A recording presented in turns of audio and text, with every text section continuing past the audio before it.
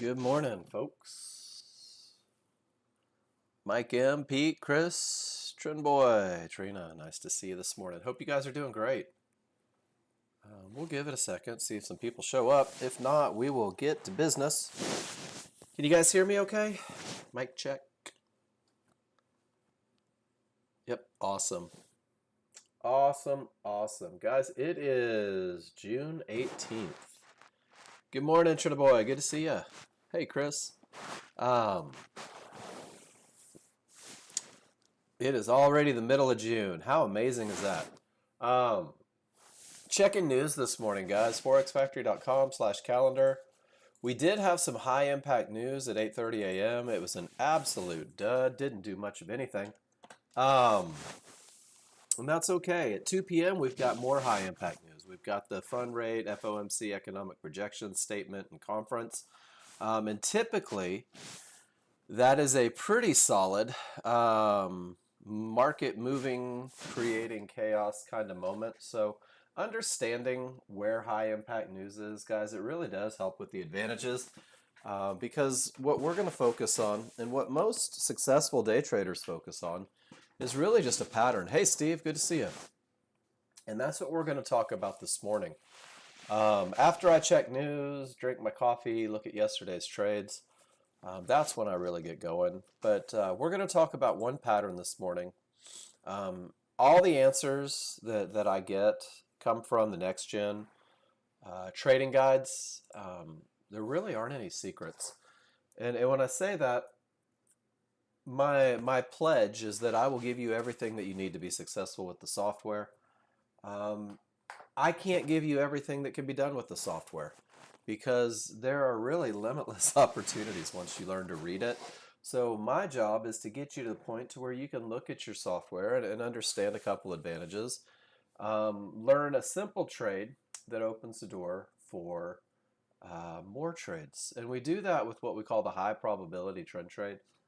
The high probability trade, guys, is defined as a trade when each indicator on every chart agrees with the rules for the trade. You're going to have the strongest triggers, and there's going to be nothing in the way, guys. And you're going to be able to define an entry that really does pinpoint where the market is most likely to bounce and continue with an already established trend. I talk about this every morning. I mean, this has consistently been my first conversation for the first hour for probably the 6 years that I've been teaching this room.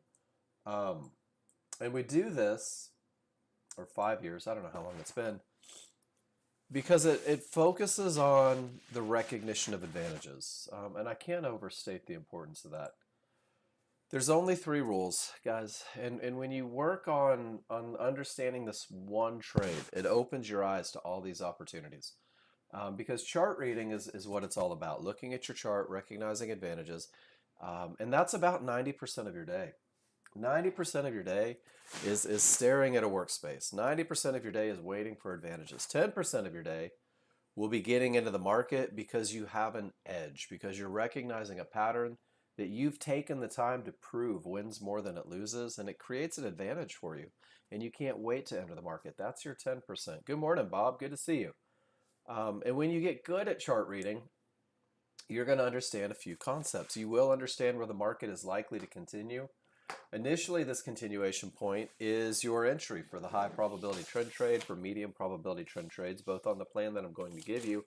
But your likely to continue area will change, as you grow. You'll see more opportunities. You'll begin to understand where the market is likely to go using momentum, using Fibonacci, and you'll be able to say, wow, with this much pressure behind the market, with that key Fibonacci area in the distance, this trade has the potential to go there. What a great place for a target. And then finally, you will understand where the market is likely to stop. And these likely to stop areas are what we call termination conditions, guys. This is the second rule in the trade that we're looking at. And this is the concept, that likely to stop, that termination condition. This is a giant red flag waving in your face that says, hey, guess what? You've reached an area where the people that are in control might change their mind, might make a decision, might reverse the market, could create a big untradeable bounce, and you'll have the ability to not only recognize it, but you'll have the confidence to not take that trade into that area because you'll understand that the next trade is coming, guys. And the next trade is always coming. So we're going to use the high probability trend trade. It's only 3 rules, and these 3 rules each create an advantage when true, and that's what we're going to focus on. We're going to focus on the individual advantages and then piece them together to create a trade. So rule number 1 says that the large chart must have strong trigger lines. When that's true, you'll have the advantage of momentum. Rule number 2 says no terminations. Don't trade into areas that could stop the market. You want to make sure that you have room to your profit targets. We're going to call that a clear path. Momentum and path are the core, guys. These 2 concepts, these are the basis for everything.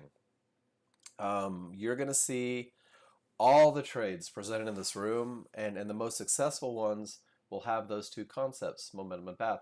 I finally came up with a picture, a good visual of what momentum and path means to me. This is momentum, guys. You have a supercharged semi ready to take on the world, and it has an open road all the way to the target. My brain works in pictures. That's the picture that I always see. I finally put it together for you. When you understand momentum and path, you will find your entry. Hey, good morning, Cav. Initially, your entry is that point where the market is most likely to continue. It's a bounce point with an established trend, with momentum already present, with nothing in the way. And this entry area is going to get you into the market. Hey, good morning, Miss Trina. Anybody else having trouble logging into NinjaTrader? Keep getting kicked out. You've cleared the cache, restarted your computer, not sure what else to do. So Miss Trina, when you get kicked out, open a workspace and then like instant death. I want to make sure that that's the challenge.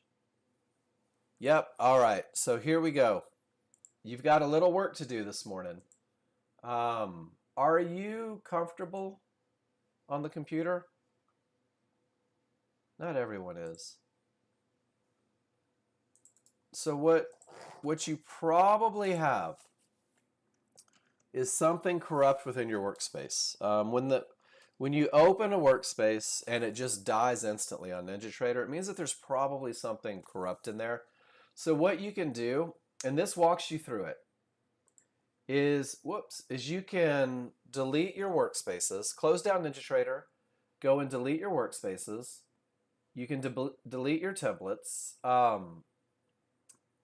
And then what you'll be able to do is go to the resources page and just rerun the indicators. And what it'll do, Trina, is it'll start you brand new, fresh. And if there was anything corrupt, it'll no longer be there. It'll also repair NinjaTrader in case there was an issue going on there. This is what I do if I just can't seem to keep NinjaTrader open, and 99 out of 100 times, it fixes everything that I need. And of course, if you're not comfortable with that, go to Jason, let Jason knock it out for you. It'll take him a couple minutes. I've gotten to the point where I can do it. It's about 6.5 minutes before I'm back up and trading. But that's just repetition. No worries. And remember, Jason is here for you. So don't feel like you have to do it on your own. But a lot of us are strong, independent women just like you, and we like to. So it works out. Good morning, Luciano. So guys, we're going to focus on 3 rules, and we're going to focus on 3 advantages, and you'll learn to piece those 3 advantages together to create a trade. And once you can do that, you're going to start to see the rest of the trades. And these 3 rules happen on only 2 charts. My battle cry in this room, and my favorite thing to embrace, is simplicity. Trading can be made complicated, and it's not hard for you to do it. Your brain will tell you that more is better. I'm going to stress that less is better. Simplicity is better. The fewer moving parts you have, the less opportunity there is for there to be a misread and a mistake. So we're going to keep these 3 rules on only 2 charts. And your first chart, the chart that leads the way, that's the big chart, guys. That's the large chart. It's on the left side of the workspace, and it's a very slow moving chart. It's like a broad stroke of a brush. This is where you're painting the living room walls, and you're not worried about the light switches yet. It will show the overall opinion of the market, guys, and it takes 1 bar. Inside of this one big beautiful bar on the large chart, you will be able to define the direction of the market, the momentum of the market, and any areas that may be problematic. Rules 1 and 2 are met on the large chart. So you don't even look at a small chart until those rules are in play. But once you have momentum and path, right? Once you have the semi supercharged and nothing in the way, you're going to go to a smaller chart, a faster chart, a refinement chart, guys. And this is going to be how you define your entry. Because inside of the one bar on the large chart, we've got about 20 to 30 bars. And you're going to see little fights, and you're going to see bounces, and you're going to see continuations. And this is how we're able to reduce risk. This is how you're able to increase profitability by refining that overall picture. There's a large crowd and a small crowd, metaphorically, of course. There's not a group of people in a parking lot making the market move, but I want you to believe there is. Because the large crowd wins, guys. The large crowd sets the trend. They create the momentum. They react at the key areas. And the large crowd really is who we want to play with. That's who we want to follow. The small crowd, there's your fighters, and they create what's called a retracement. Their fight creates a tiny little move, counter to everything the large crowd wants. Your third rule on that smaller, faster chart is designed to have you enter the market right where they typically fail their fight. And they typically fail their fight 70 to 80% of the time. So when you let the large crowd define the trend, create the momentum, and steer clear of those areas that could be problematic, it's that small crowd fight and their failure point where you're entering the market right where it's most likely to continue with everything that the large crowd wants. The entire first hour, 30 minutes, 40 minutes, whatever it takes, dedicated to learning the trigger line and the Fibonacci rules for when it's okay to trade. If you're brand new, if you're coming back and looking for consistency, guys, give it 20 trading days where all you do is focus on the best of the best. You'll commit to 20 days. By the 7th or 8th day, if you keep it simple, you're probably going to start seeing the trades outside of the very basic trades. Simulate your trades, guys. Practice your trades. Get in, get out, work on management, work on everything. But the first step in getting to where you want to be is just post it in the room. Take a second and say, all right, hey, Mark, this is what I just did. And some of you are at a point where you'll be able to describe the momentum and whether or not there were termination conditions, and you'll be able to pinpoint your entries. And you'll say, this is exactly what I did, Mark. I just want to make sure that my chart read was correct. I wanted to make sure that I got in at the best of the best spot with the least amount of risk. And does my exit make sense? And what you're doing is every time you post in the room, if you give me this information, just going to make sure you're reading your charts right. We're going to celebrate victories. We're going to correct mistakes, and you will make mistakes as a brand new user.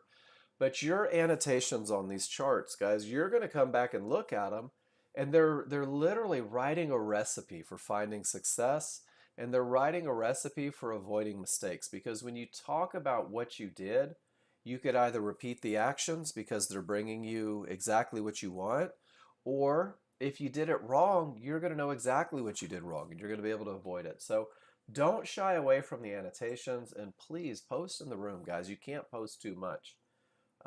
Simplify. I'm going to hand you a plan before this hour's over, and it has 2 trades on it. It has the high probability trend trade where everything agrees, and it also has a medium probability trade. And that means that almost everything is perfect, but there's going to be a problem. It's going to be your chart reading that allows you to identify that problem and to manage aggressively. So one begets the other, guys. Keep it simple. Your job is to know what it looks like. What does the pattern look like when you have an edge? What does the pattern look like when you have an advantage? Even more so, what do the rules look like individually so I can always embrace them and avoid trading when they're not true? And that's just repetition, and that's the second part of becoming a confident trader ASAP. Use this spreadsheet, guys. Initially, when we gave this spreadsheet away, it was a trade tracking sheet, and it was a place for you to put your trades in to keep up with your progress, and really, most importantly, get the feedback from class. Because every time you post in the room, I'm going to say something. Sometimes it's going to be high fives and gold stars. Way to take that trade. It's an amazing trade. Sometimes it's going to be, hey, this is the rule that you broke, and here's how you avoid it. So go back every morning, study, look at that feedback. As you learn the software, green section is what it looks like to have your rules met individually. Red section is your 90%. Sit on your hands, be patient. The goal is to be able to take strong triggers, couple them with a clear path, and go define your entry. Over 500 pictures of Nexgen users using momentum and path, defining an entry, getting into the market. Go back and use them as a study tool. Fine-tooth comb them. Make sure that they fit the rules as you learn to study the rules.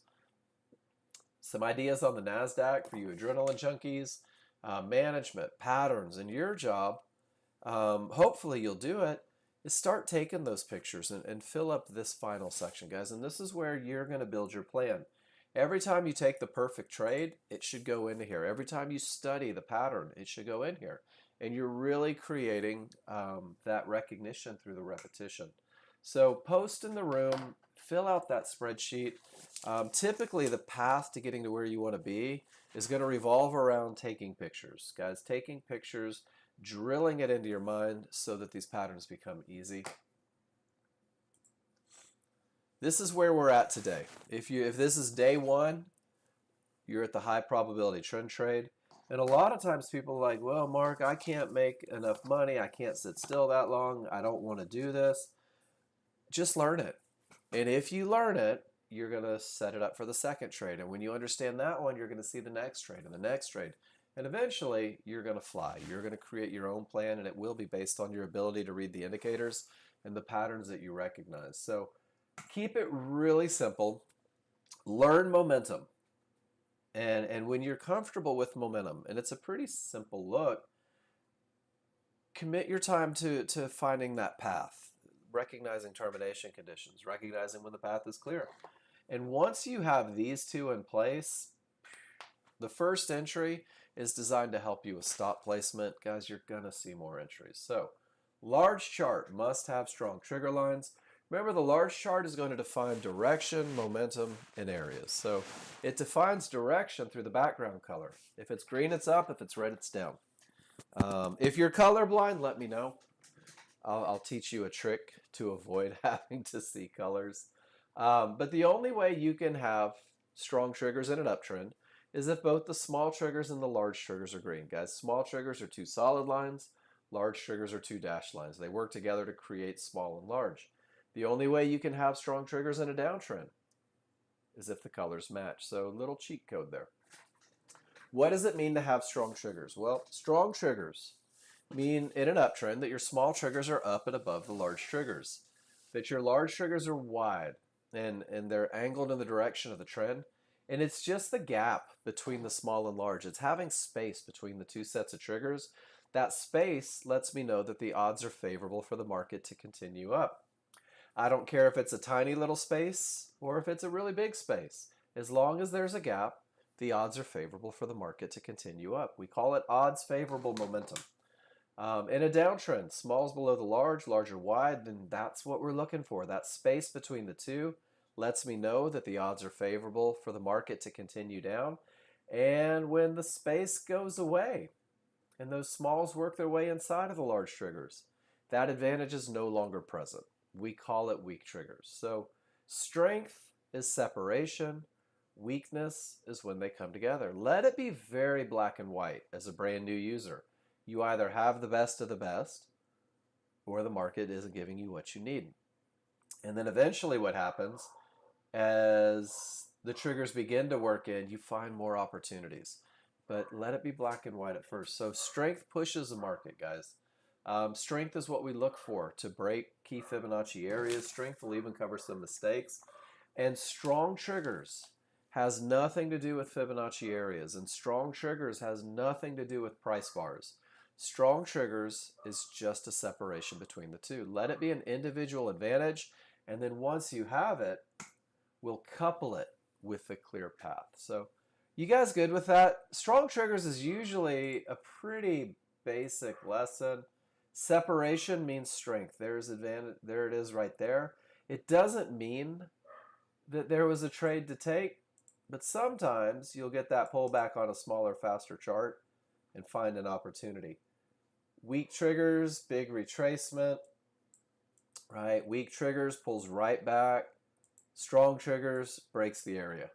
So keep it black and white, guys. And once you have momentum, we're going to make sure there's nothing in the way. Termination conditions are Fibonacci-based indicators. They can stop a market. They can create an untradeable bounce, guys. And they can also break. And you'll never know what it's going to be. So I'm going to give you just a simple little recipe to know when it's okay to not trade, guys. And termination conditions happen on the large chart, and they're pretty much just areas on the large chart. These Fibonacci areas, guys, they can stop it. These are where the large crowd's making decisions. There's divergence high lines and divergence low lines. Magenta from a high, cyan from a low. Guys, if the market goes up and down, creates a pivot, down and up, creates a pivot.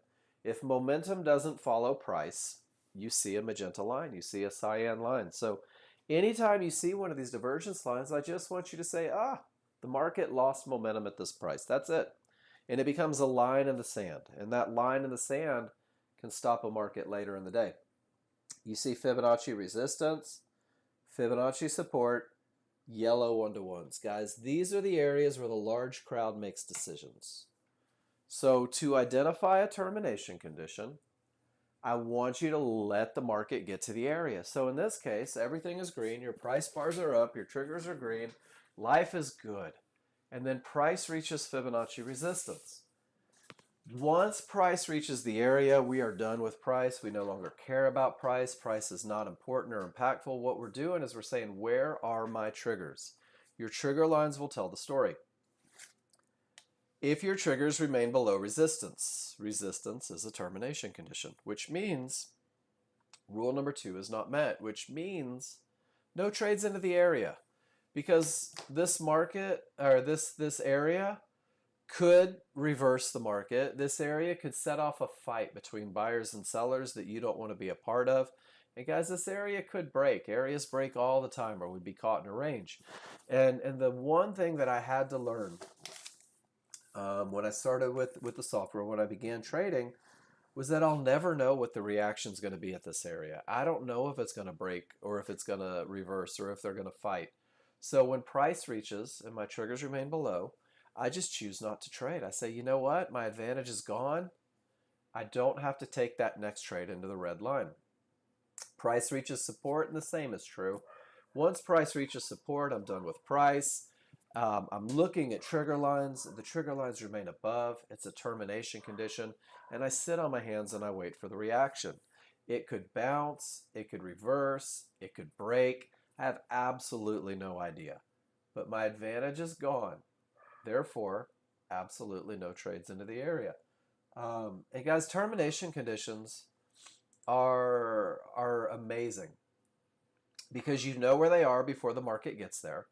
You have a recipe to understand when they're problematic, and you can choose not to trade into these key areas. And you can see all these bounce points, all of these reversals are happening right at those key areas. And the great thing is that if you are in a long trade, what an awesome spot to get paid. And if you're in a short trade, what an amazing spot to take profits, right where those decisions are made. So let it be either a termination condition or a clear path as a brand new user. Again, trigger lines tell the story. If I reach Fibonacci support and the triggers remain above, absolutely no trades into that area.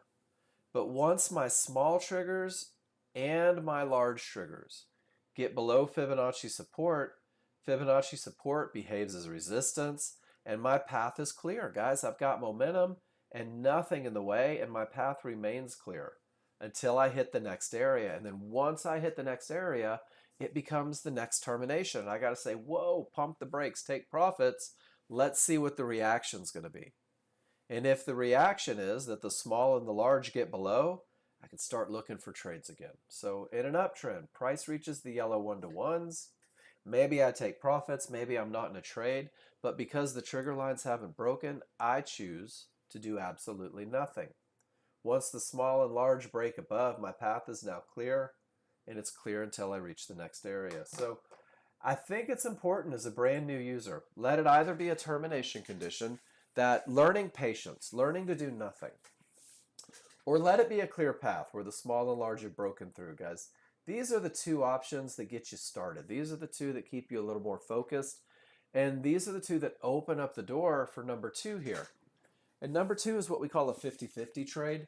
And a 50-50 trade means, remember, trigger lines tell the story. It means that 50% of your triggers, the small, have absolutely smashed through an area. Guys, if you're a note-taking type, write that down on a piece of paper.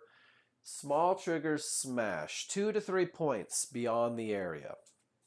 If your small triggers do a little prairie dog, just peeking above, peeking below kind of thing, guys, that's not smashing. Your advantage isn't there so much. But when the small triggers smash through, they're a faster average, and those large triggers are lollygagging. They're hanging behind. They're still above Fibonacci support. This 50-50 look, as long as I have strong triggers, lets me know that that fib has the potential to break. Momentum can break areas. But it's only potential. And since it's only potential, I have to be a little more assertive with my management. I have to be a little more aggressive and a little more conservative at the same time with my entry rules. Hey, Mark, for the new users, when you say the points that I'm asking this question for them, are you talking about ticks? Triggers, Cav. We're talking about triggers. And I know that you're asking for the people, but trigger lines tell the story. Guys, a tick is the smallest movement a market can make. That's it. We don't play with ticks. Not with terminations. We're talking about small and large and their relationship to the area that has been determined to be a termination condition. Is that the answer you were thinking, Cav? I know you're leading the witness and trying to make the class a little bit better here, and I love it when you do that, but I want to make sure that I'm answering it accurately. When price reaches the area, the price bars, large crowd gets there. What points when you say, oh, I see what you're saying. Thank you for that. That's clarity. So when I say let your small triggers get 2 to 3 points beyond the area, in crude oil, that means if it's at 84, guys, let those small triggers be down here at 89, or actually the other way, 79. Let them be down here, 5 full points, which happens to be a tick. So in this one, I guess you could say ticks. On the further they go, guys, the further these triggers get through the area, the more likely it is to break. So let's use that. If they're right here, it's less likely to break. If they're this far, it's more likely to break. If they're all the way down here and one of your large triggers is all the way through, it's even more likely to break. So the further through the area, thank you for that, Cav. That's good clarification. The further through the area your triggers get, the more likely the area is to break. But until they clear completely, it's not a clear path. That was awesome, Cav. Thank you for that. And what you'll find is that when you understand the difference between the termination and the clear path, and you begin to recognize that there is potential and the potential to break, you're also going to realize that the easiest trades that you'll ever take with this software will have momentum and path. And I don't care if you're just jumping in, but when you've got strength and you've got nothing in the way, guys, it's hard to stop this market. That's why we look to the large charts for advantages. These tails on a large chart, guys, these are potential entries on that smaller, faster chart. So when you see all of that strength, when you see that you haven't reached the next area, understand that your opportunities come trading away from fibs, going towards fibs. And that is where life gets pretty easy. So when we talk about having momentum and having a clear path, this should set the tone. You should be so excited when those two are on the table that you go to your small chart, your entry chart, And you're just going to refine that one bar. You're going to look at the inner workings, and guys, you're going to be able to pinpoint where the market is most likely to continue, and you're going to be excited to use a limit order to buy or sell a pullback at an area inside of triggers. And that's the verbiage for defining where the market is most likely to continue. Because if the large chart says down, and the large chart says down with odds favorable momentum, and there's nothing in the way to create a problem or a bounce, you're going to go to the small chart. And guys, your large chart's going to be trading way, way down here, and you're going to have that fear of missing out. We're going to rely on that refinement, looking at an x-ray, seeing all the inner workings, guys. And you're going to see a reversal bar beginning to pull back. You're going to be able to define where that pullback is most likely to go using trigger lines. And you're going to be able to use areas, fibs, mids, and fibs, yellow 1-to-1s and mid bands inside of that retracement zone. And that's where the accuracy comes in, guys. That's how you're going to pinpoint entries. So in the one bar in the large chart, you know you have the first two advantages. Inside of that one bar, you'll see the reversal, you'll see the pullback, you'll see the reversal bar, the pullback, the bounce, and the continuation. And by the time the market gets back down here, it's formed a tail on the large chart. We're predicting and pinpointing where that tail is most likely to form. So words are powerful, I think. Might be the English lit geek in me. But I think words are powerful, guys. And when you learn the words for the entries, it makes it easier to find the entries. So if the large chart's going up with momentum, nothing in the way, this is what your small chart looks like. It should be screaming to the upside. In order to pinpoint the high probability trend trade entry, you have to patiently wait for a reversal bar on your smaller, faster chart. This reversal bar signals the beginning of the pullback. And remember, a pullback is a small move counter to everything the large chart says. So the reversal bar, the beginning of the pullback, is not your entry. It just sets things in motion. Once the reversal bar prints, and guys, honestly, once you learn the entry, you'll start picking your entries as the market is still going up. But the reversal bar says, hey, here's the pullback. Let me define where it's most likely to pull back to. Somewhere from the top of the triggers, large, to the bottom, large. These trigger lines define the retracement zone. Guys, price returns to large triggers. It's a moving average thing. You math guys probably understand it. But I'm just saying, somewhere from this line to this line, this is where those down bars are most likely to go. But trigger lines are not your entry point, guys. Triggers are not really bouncy. They're like clouds in the sky. You need something solid. You need a fib, you need a mid-band, you need a yellow 1-to-1 inside, all caps. Really focus on that word, inside of triggers. So we're going to buy or sell a pullback at an area inside of triggers. And that's the language, and that's what you should be writing on every chart as you take these trades and study this entry. Sometimes there's multiple areas inside of those triggers, and you're like, oh, where do I get in? How do I handle this conundrum?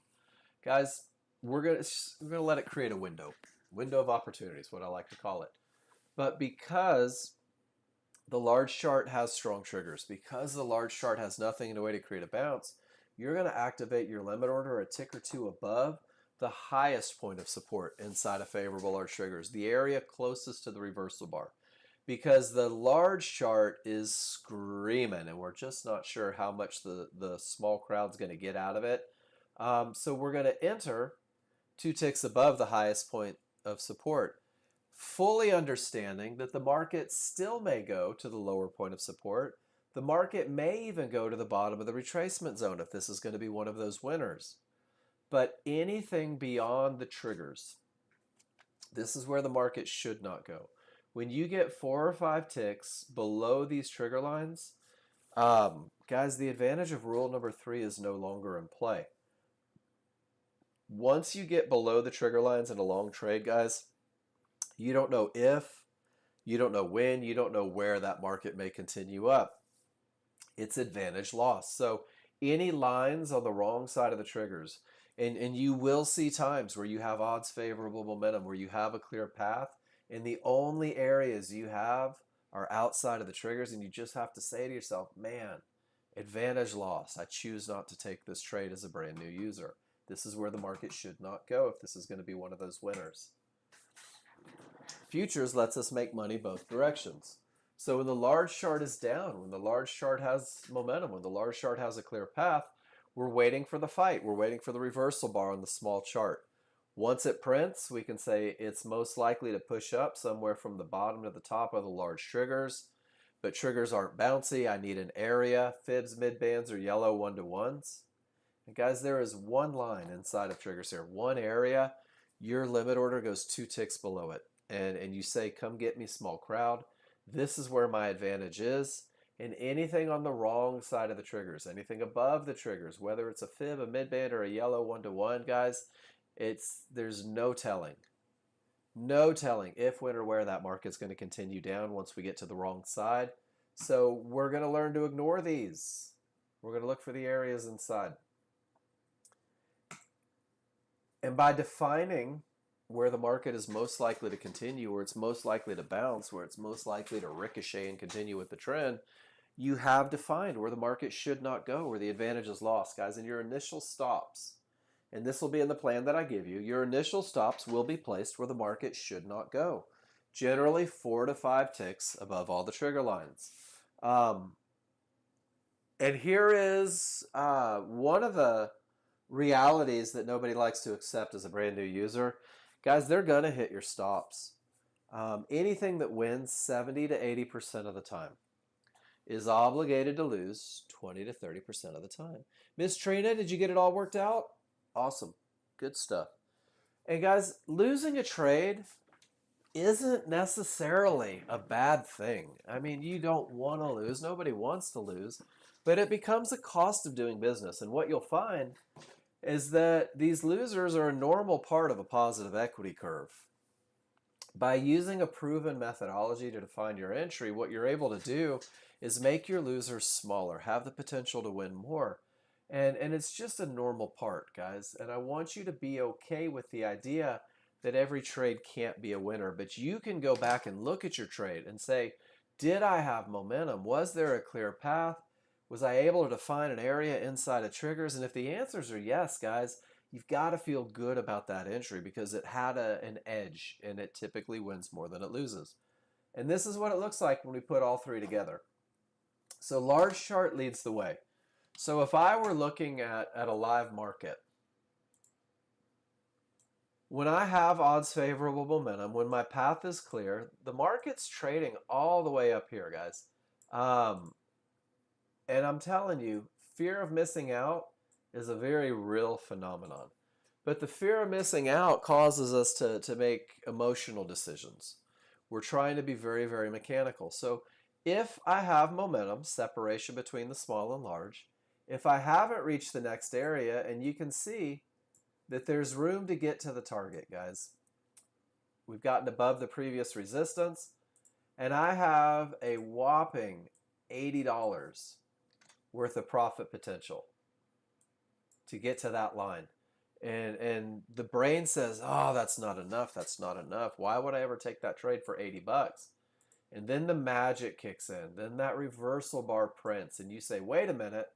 I've seen this. Price is going to go most likely, as it typically does, somewhere from the top of the triggers to the bottom of the triggers. I'm going to define the retracement zone. But then I have to say to myself, wait a second. Triggers aren't bouncy. Price is most likely to ricochet right off an area inside. Fibs, midbands, yellow 1-to-1s. And you're going to activate your limit order right at the top. And when you take this amazing entry at the areas inside of favorable large triggers, that $80 turns into about $300 worth of profit potential. And inside of this one bar, there's the retracement, and there's the bounce. And then once it gets back above here, the continuation off to the area. So you can use this concept, these tails form on the retracement, to go back and study the high probability trend trade, to go back and look at medium probability trades. And what you can do, and we'll do it together, is you can take your large chart, and we're just going to scroll back, and I'm going to look for odds favorable momentum and a clear path. And this is a great example of how you need to be a little patient sometimes. So here I have momentum and I have the potential to break. I'm going to circle that little tail and I'm going to see what it looks like on a small chart. Here I have momentum. I have the potential to break. We haven't reached Fibonacci resistance. I'm going to circle that tail as well. And then you can see there's the one that we circled previously, guys. These are not trades that I'm taking. This is a historical study. Your charts go back 10 days. What we're doing is we're looking to see if the pattern was true. We're looking to see if the market pulled back to an area inside of triggers, creating an opportunity. And if I'm not mistaken, with all that momentum and the potential to break, there's my reversal bar. There's my areas inside of triggers. There's my continuation down with all that momentum right to the trouble spot. So I'm going to take a picture of this one. And I'm going to commit this one to memory. And I'm going to say, I had strong triggers. And I'm not just going to say strong triggers. I'm going to say smalls below large, wide, space between, colors match, odds favorable momentum, rule 1 met. I'm really going to burn that image into my mind, what it looks like and what it means to me. And then I'm going to say, in a silly voice because I can, I'm going to say, price didn't reach the next area, reach the divergence low, triggers show potential to break support. I can find an entry on the small chart to trade that potential of breaking. We'll call it that. And then guys, there's your pattern right here. And I'm going to say sell pullback at an area inside of triggers. And you guys see how it blew right through the one-to-ones that weren't inside of the triggers and it didn't get beyond the retracement zone? Guys, this is the trade. I want you to take it. I want you to annotate it. I want you to label it. And I want you to go to your spreadsheet and I want you to drop it in there. And I want you to say something clever like perfect 50-50 trade. And now you've got it in your study guide. Now you can go back and see it.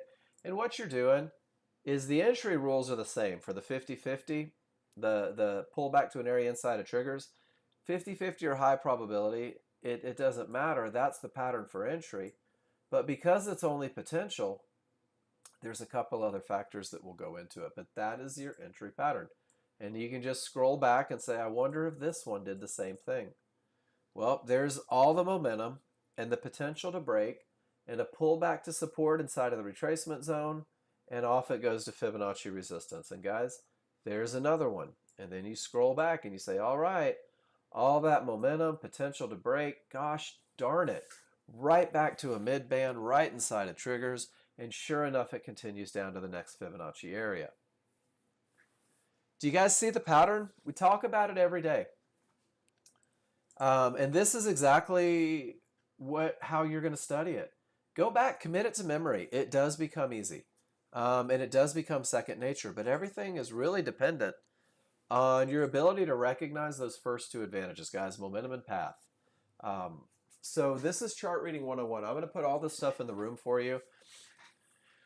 The goal is that you look at that large chart, that big, slow chart, and say, man, I've got momentum and path. These are my core. These are hard to stop. I can't wait to go look for an entry when I have them.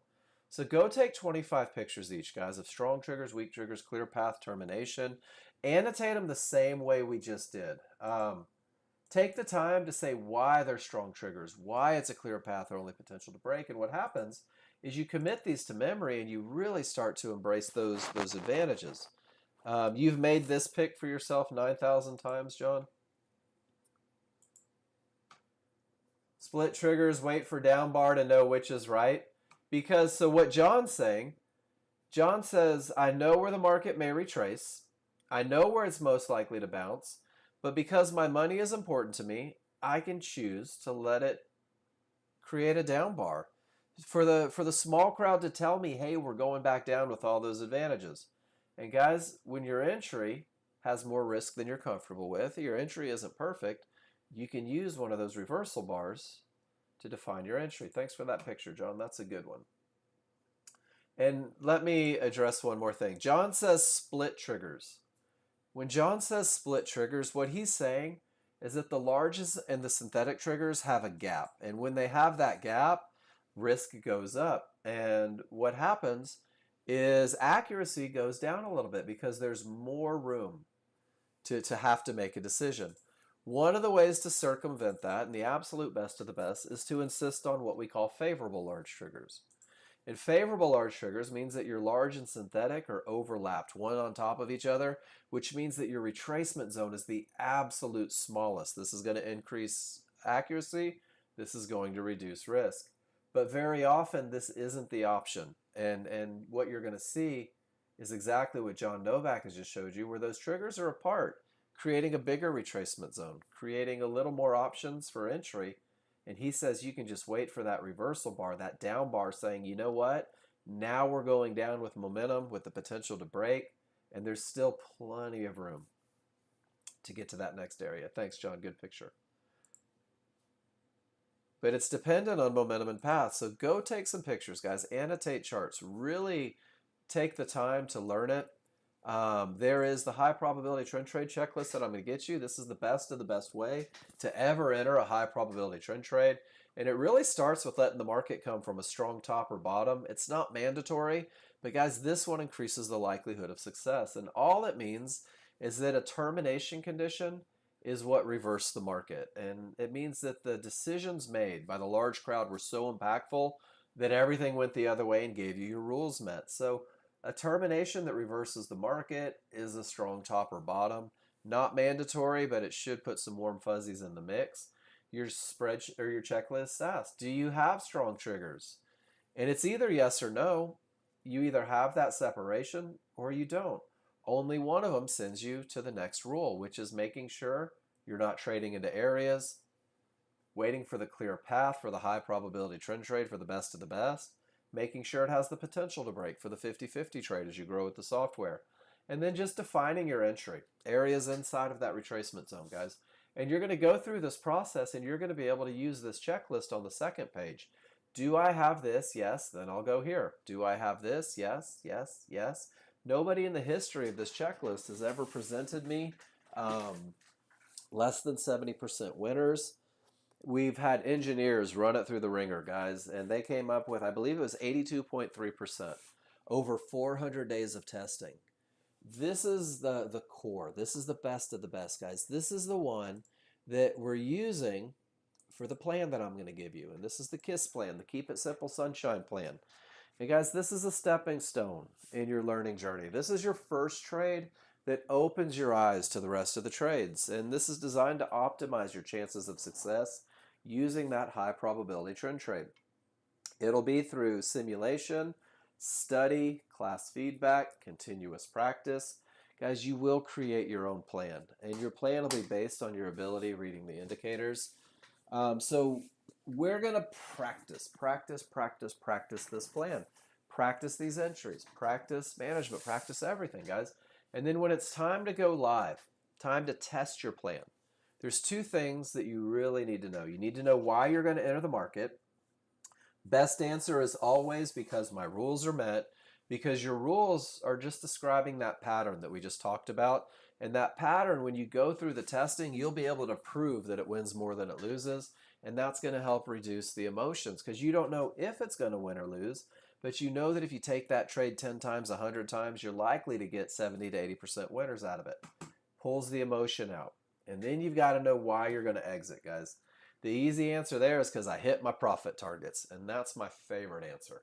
But sometimes things change. Sometimes the market gives you reasons to no longer be in that trade. So by understanding the advantages that get you in, you can recognize when those advantages go away, and typically that's a pretty good reason to exit the trade. So when you define entry, and that's what we've done for the last 48 minutes, is let's just pinpoint where the market is most likely to continue. Great entries create manageable trades. but now I've got to manage the trade. So the KISS plan is based on 2 contracts. And both contracts, guys, this is a very deliberate management plan. Both contracts have a role. The first contract is going to get you paid, get you accustomed to pulling profits out of the market. The second contract is going to help you learn to trust the large chart. So 2 contracts. And guys, this plan, this very pragmatic mechanical plan, is designed to help you understand and trust stop placement, but it's also focused on getting you paid, because really that's the goal of day trading. And you'll create your own plan. A little bit of time in the market, you'll see when to hold for bigger moves. You'll see when the opportunity's there. But until you can do that, this plan is designed to get you in, keep you comfortable, pull some emotions out of it, and get you paid. And it's really dependent on your ability to recognize the perfect entry. So the plan is if then. If my entry is 2 ticks below resistance inside of triggers, then my initial stop is 4 to 5 ticks beyond the triggers. This is where the market should not go. And guys, you'll know your risk before you ever enter the market. You'll know your entry points somewhere around here once you get comfortable with the idea. So if I enter at 71.34 and this is a short trade, best of the best spot, my stop is at 71.49, and this is $150 per contract of risk. You need to be okay. You need to be all right accepting risk. If you try to run really tight stops so that you don't take losses, and you put your stop anywhere in the retracement zone, you put your stop anywhere near those areas likely to create a bounce, the odds are favorable that you're going to get hit and then just watch the market run without you. So accept the risk. Be okay with it. You're on simulator. Let it play out. Your targets are predefined, $100 and $200. So if they don't stop you out, if it's not a part of that 20 to 30%, guys, it means that you're getting a reversal bar in the direction of your trade. And when you get that reversal bar, you're going to redefine where the market should not go. And your new stop is 2 ticks above that reversal bar. And this is what John Novak was talking about in his picture. That down bar, that reversal bar, this is what we call a confirmation bar when the rules are met, because this down bar is confirming that the market is now going down with the trend from the large chart, down with the momentum from the large chart, down with the clear path from the large chart, and down from the area where it was most likely to continue on the small chart. 2 ticks above the bar puts you at $30 risk per contract as opposed to $150. And your amazing entries are one of the way you're going to reduce risk in this plan. Nothing to do though. It doesn't guarantee a winner. You're either going to take a little couple tick hickey, or it's going to go to your first target. And there's a reason that the first target's only $100 away. Because when it hits that target, that's it. You win. The money goes into your account. The first contract is off. Your sweaty palms dry up. Guys, you are now successful, and success breeds confidence. And once you hit that first target, you're going to go break even, and you're going to take all of the risk off the trade.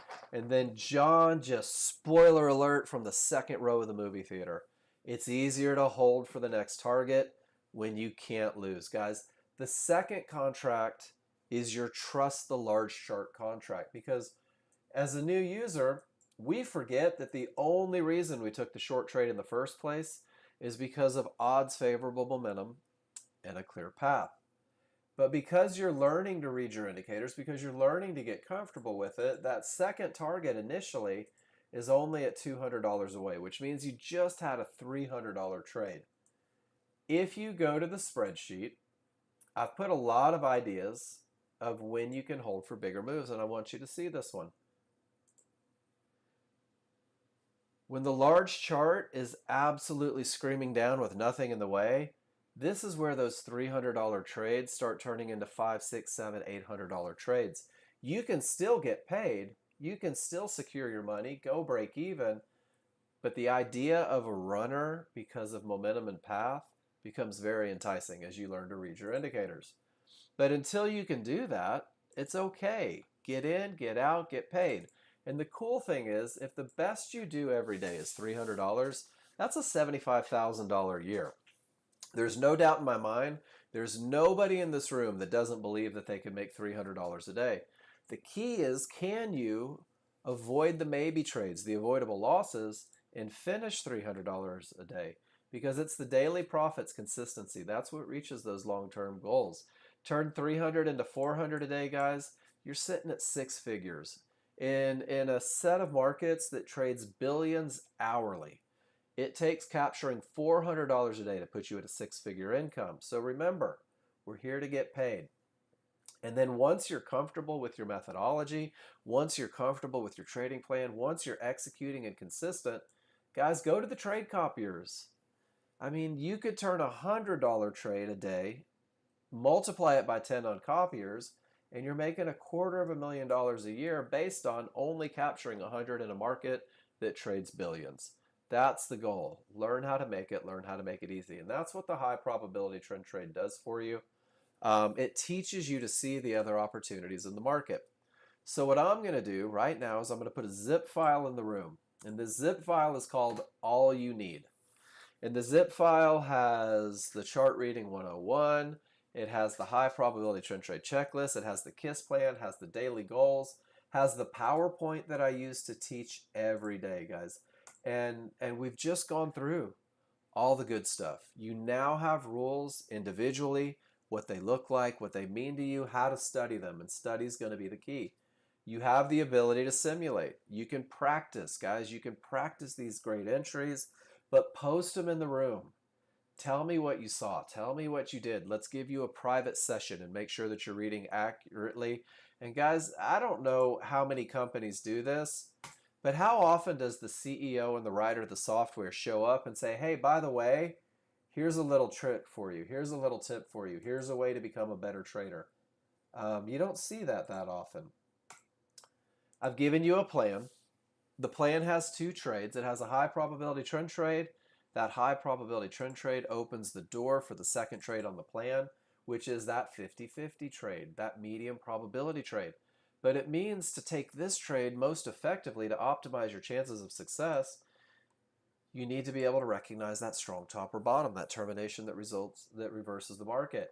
And you've got to say to yourself, I can't have a loss of momentum because it takes momentum to break areas. And that's the best of the best way. You'll probably grow outside of it, but until you do, another way to optimize your chances of success. The only thing that you don't have is the seat time, the repetition to be comfortable. And that's where simulator comes in, guys. Get in there and break a few eggs, make some omelets. And I added this picture because I talk about advantages all morning. And before we take our first break, I wanted to share this picture with you. So when we talk about the high probability trend trade, a trade is momentum, its path, and entry. Guys, this is the best of the best. This is your foundation, recognizing a couple core advantages so that you can define an entry, reduce your risk, increase the likelihood of success. That's your high probability. When you look at your charts and you say to yourself, one of these is missing, whether it's momentum, path, or entry, one of these are missing, you fall out of the realm of high probability and you go to medium probability. And guys, medium probability is going to be the majority of your trades. But you're going to say to yourself, it's not perfect, I'll manage aggressively. Some of you are going to say, I'm missing 2 out of 3, 66% of my advantages. And I want you to think of those as low probability trades. I don't have 2/3 of the things that are great. Some of you are still going to take this trade. That's okay. It may be a part of your plan. But when you know what's working for you and against you, guys, it helps you make decisions, not only on whether or not you want to enter, but how aggressively you need to manage. So get in the habit of speaking these advantages out loud. Scare the cat. Your spouse should get excited as you do when momentum is present. And it's going to help you as you work into management a lot, just that little concept of relaying back to advantages. And that's my first hour, guys. It's the first hour every day. It's recorded. It's based in finding the rules, recognizing the rules, and giving you a way to go back with momentum and the ability, the potential to break. Did the market pull back to an area inside of the retracement zone? Absolutely, it did. That's your pattern. And some of you are getting paid on this right now as I speak. Yeah, Pete, you know that my brain works in pictures, right? All the time. I'll drop it in. I think that's a good reminder. When you guys, some people think in numbers, some people think in statistics, guys. I think in pictures. As much as I see momentum and path, this is what my brain sees all the time. And when I think termination conditions, this is what my brain sees. And it's comical for you guys that don't see things like this. But when you think about it, it's hard to not get excited. What's going to stop this? Nothing until it hits a mountain. That's your best trade ever. So I'm going to take 5 minutes, guys. When I come back, we're going to look at the pictures you posted. We're going to answer questions. Um, Post charts, ask questions. If you are working on TradingView and you need to cover some of that too, guys, drop everything in. We'll talk about it. The next 2 hours will be a discussion, not a lecture. I'll be back in 5 minutes.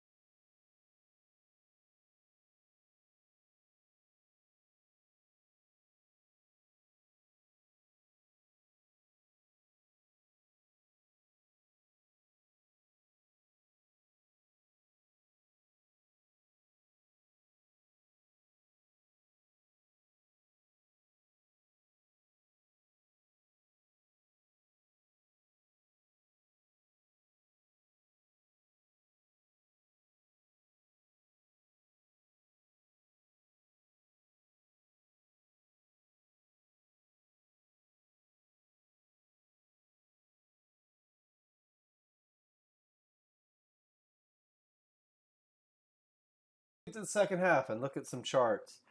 Pete missed the huge move. Oil annotating that post. Gigantic volume, 16,000 contracts in 2 minutes. Paul, I just came back. I just started. Can you hear me?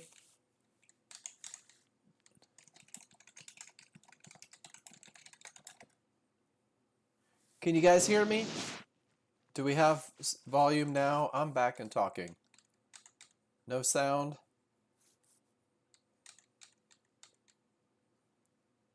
Okay, so let's try this. Can you guys hear me? I'm confused on whether or not you guys can hear me. No? Okay. Okay.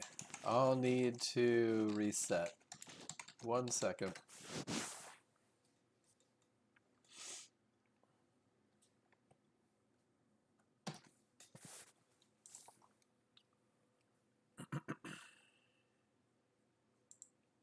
YouTubers, sorry.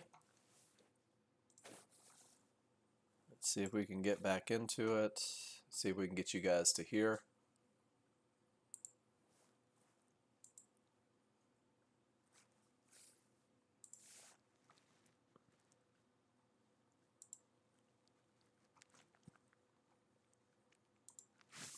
All right, guys. Do we have volume now? Did that help? Any volume now? No. I'm talking. Nobody. Okay.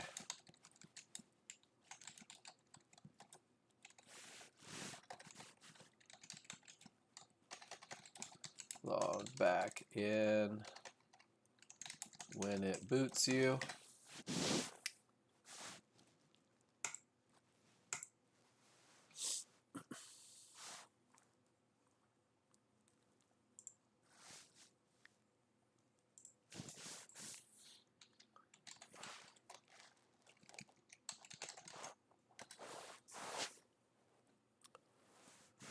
All right, guys, coming back. Can you hear me?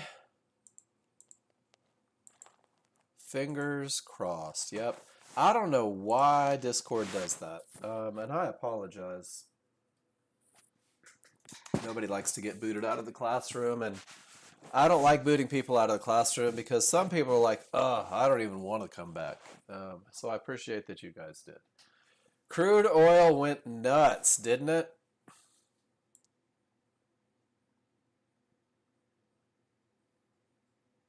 Look where it stopped. How cool is that? It stopped right at Fibonacci. I mean, my goodness. What an advantage. Your ninja can't keep up? My ninja seems to be doing okay, so I'm pretty happy about that. Well, and I don't know what's going on. Crude oil inventories are in 20 minutes. And somebody just flooded it. Somebody said, oh no. And guys, on crude oil inventory days, it's not uncommon for these guys to jockey for position a little bit, to get into position to wait for the announcements. So maybe that's what's going on. I just think it's pretty awesome that it stopped right at a key Fibonacci area. That's where the market reversed and started back up. And it was a little bit of overrun at the top with some divergences where it went down. And even during the psychosis, even during all the crazy, look at that. I mean, it was too fast to catch, probably. But there's your pattern right in the middle of everything, guys. So when we talk about trading patterns, whether the market is going 5 miles an hour or 500 miles an hour, these patterns seem to show up. And there it is again right there, and an opportunity. TV frozen as well. Mine's moving.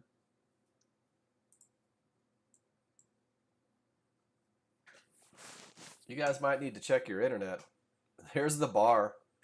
Right from a zone, right to a zone. Pretty cool, right? It stops and starts. Right on. So guys, when we talk about high impact news each and every day, we talk about news and things. You blame Elon, you have Starlink.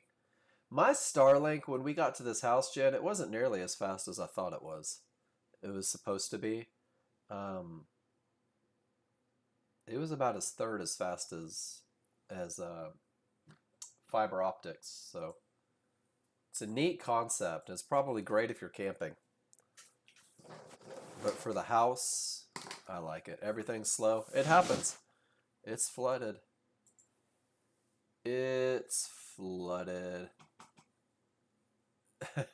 How dare I inconvenience you clicking a button? That's my bad. All right, guys, let's start looking at some of the charts that you guys were posted today. Probably some great lessons in there. But before I do that, I want to come back and I want to give you guys Cameron's little video here. He posted in the room yesterday. The affiliate program is going in full swing. So for you guys that are part of trading groups, you guys that are part of, I don't know, you have friends, family, stuff like that, people that you know that may want to come in and use the funding company. There's an affiliate deal, guys, where you can make 20% on every sale, which is pretty awesome. If they come in and they buy a $200 evaluation, you make 40 bucks paid out every month. John Novak did that for Apex and stuff, and he never paid for his trading stuff. So I promised Cam I would put that in the room. Go watch the video, guys. Check it out. He did a really good job on it. It's really simple. And if you're in a position where you can begin to capitalize and make extra money every month for doing nothing, knock it out. We are going to go to some pictures posted. We're going to start with Paul. And there's some great lessons in these. Sell the software. That's it. Why not? And you guys are here because you believe in it, right? Start sharing it with friends. So Paul comes in and he says, check it out, Mark. I've got momentum and the potential to break. And Paul, we're not even going to look at your really, really big charts yet because you have everything you need on a small chart. A lot of you folks jump into the market, and that's just it's a trade that some of you take, that some of you don't take, but it's a trade that has really taken off among the Nexgen users. When there's momentum and there's nothing in the way, a lot of times you guys are just jumping in. And then Paul just jumps in, doesn't wait for pullbacks to areas inside of triggers, and you get stopped. And the jump in trade is cool. But guys, when the large chart is perfect, if you just jump into the market and it fails, very often it turns into a trend trade. And that's exactly what it did, is it turned into a trend trade. And if you're going to jump into the market, jumping in on the wrong side of the small triggers, below those small triggers, you're jumping in without momentum. And that one rarely works. So we saw two of them today, Paul, I think, where the jump in, when it fails, it turns into the trend trade. So there it is again. Odds favorable, everything's screaming up, getting in on the right side of the triggers, but when it fails, it just turns into the mid band. So this is kind of a cool thing.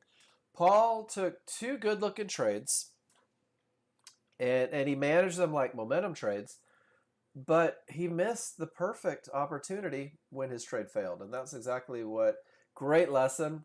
And then the final trade, Paul, they're both on here. Remember when we said price returns to large triggers? Paul trades that. And Paul, I wanted to, I don't know if you're listening, just great patience. Paul says, oh man, we got to Fibonacci support. The large triggers aren't following. The market's more likely to go up and close that gap because of it. And he waits to get in on the good side. And Paul, the patience on this entry is outstanding. I love this entry if you're going to try to close the gap. Those triggers are so far away. And then these, the first two, and I think you're probably starting to recognize it. If this trade fails, when the large chart is so perfect, it typically just turns into that trend trade. And you mentioned that, which I think is pretty cool. And that's kind of how things grow is you're like, okay, I see it, but I'm not sure what to do with it. All right, now I see it, I'm creating a plan. And now I see it, I've got my plan, and I'm executing the plan. And Paul, I think you are right about to the point where execution is going to be a part of it. When this one loses, you're not going to say, oh, dag nabbit. You're going to say, all right, here comes the next one. And it's a pretty good path that you're on. And then the last trade, guys, once again, patience. Paul, I was singing your praises this morning. Paul says, termination condition, guys. I've reached an area that could stop the market. My triggers are weak. Everything says, whoa, I'm not going short. And Paul doesn't just go long all willy-nilly. Paul, you let the large triggers from the small chart roll. And that is the indication that, hey, guys, change is coming. You don't see it on the large chart yet, but everything's changing on the small chart. And then once you get that reversal bar and above those triggers, you take your quick opportunity. The patience on your entry, Paul. And this is the hardest thing to do, I think,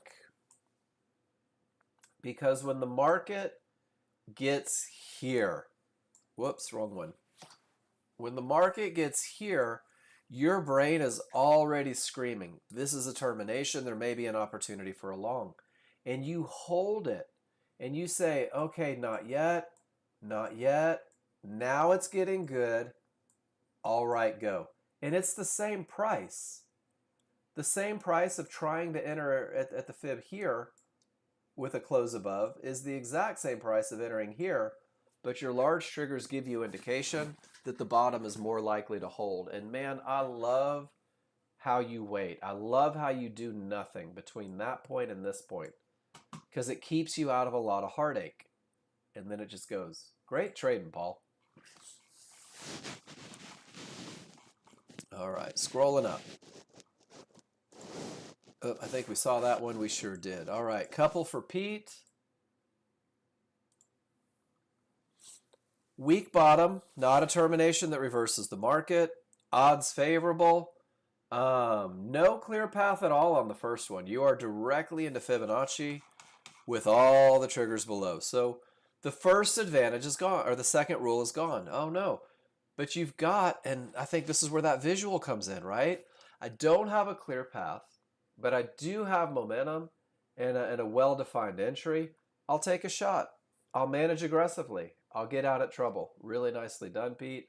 And then when it goes up, then it starts to turn into that 50-50. And you're like, let's do it again. And you do it again. Nice job.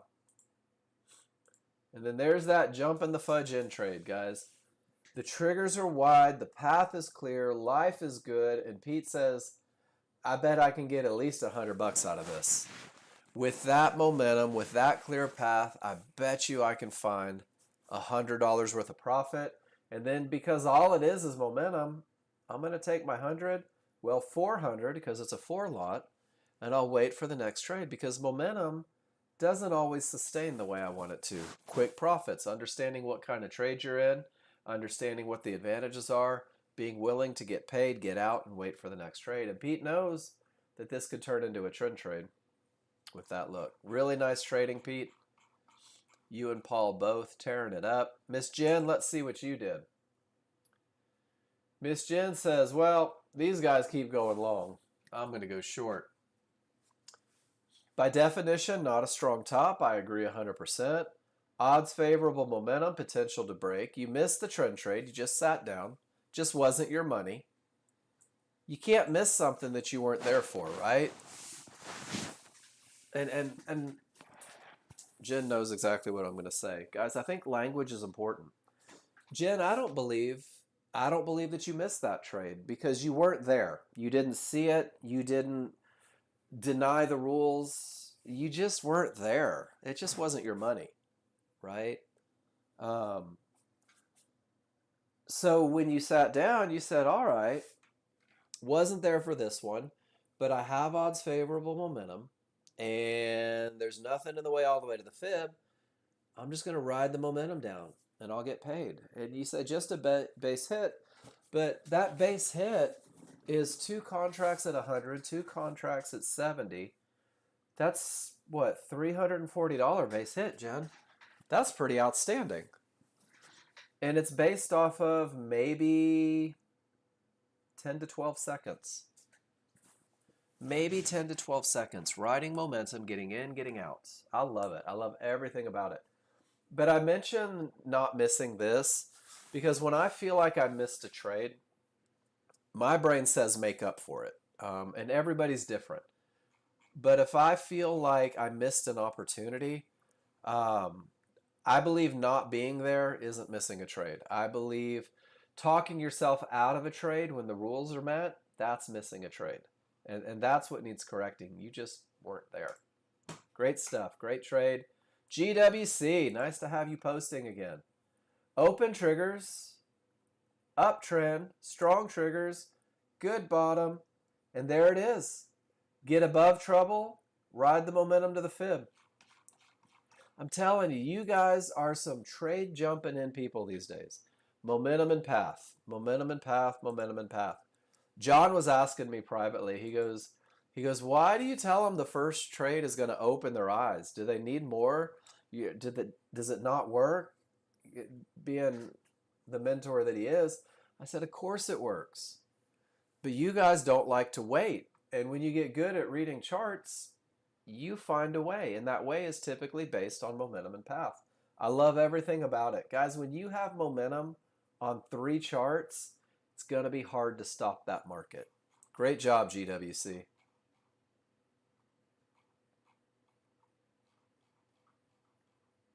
And let's see who's next. Oh, GWC again. Missed. Odds favorable. Potential to break. Jump in. Momentum on 3 charts. Jump out. There you go. Make the money. Get in, get out. Get in, get out. Momentum, momentum, momentum, momentum. Pete, odds favorable, strong bottom, odds favorable. You just jump in, and when the jump in doesn't work, it turns into the trend trade. You take half off here and make money on the rest. So this is what I want you guys to see. You jumping in, folks. With this look, the perfect look. Guys, if the jump in doesn't work, it typically turns into a trend trade. Pete knows that. Pete just added on. Pete's like, I'll get in here in case it runs without me. And if it retraces, I'll embrace the trend trade. And off it goes. Really nice, Pete. Adding onto a position because you can't figure out how to not have advantages. And guys, that's all the pictures that have been posted today. Which is a little sad for me. I love the pictures. Give me a Y if you can hear me, please.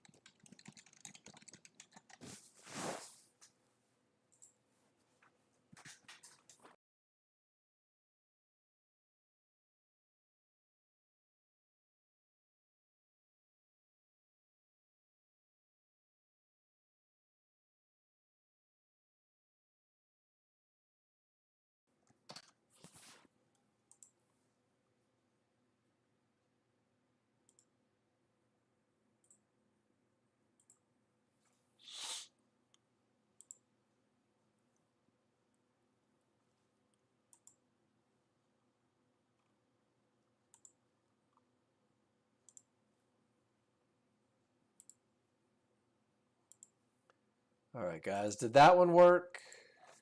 Did that one work? Can you hear me now? Did we get any volume? Nobody? All right.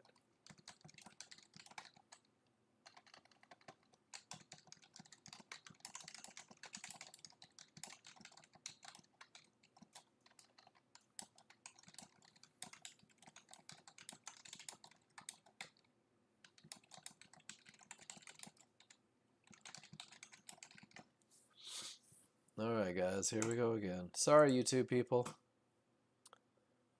Dun, dun, dun, dun, dun, dun.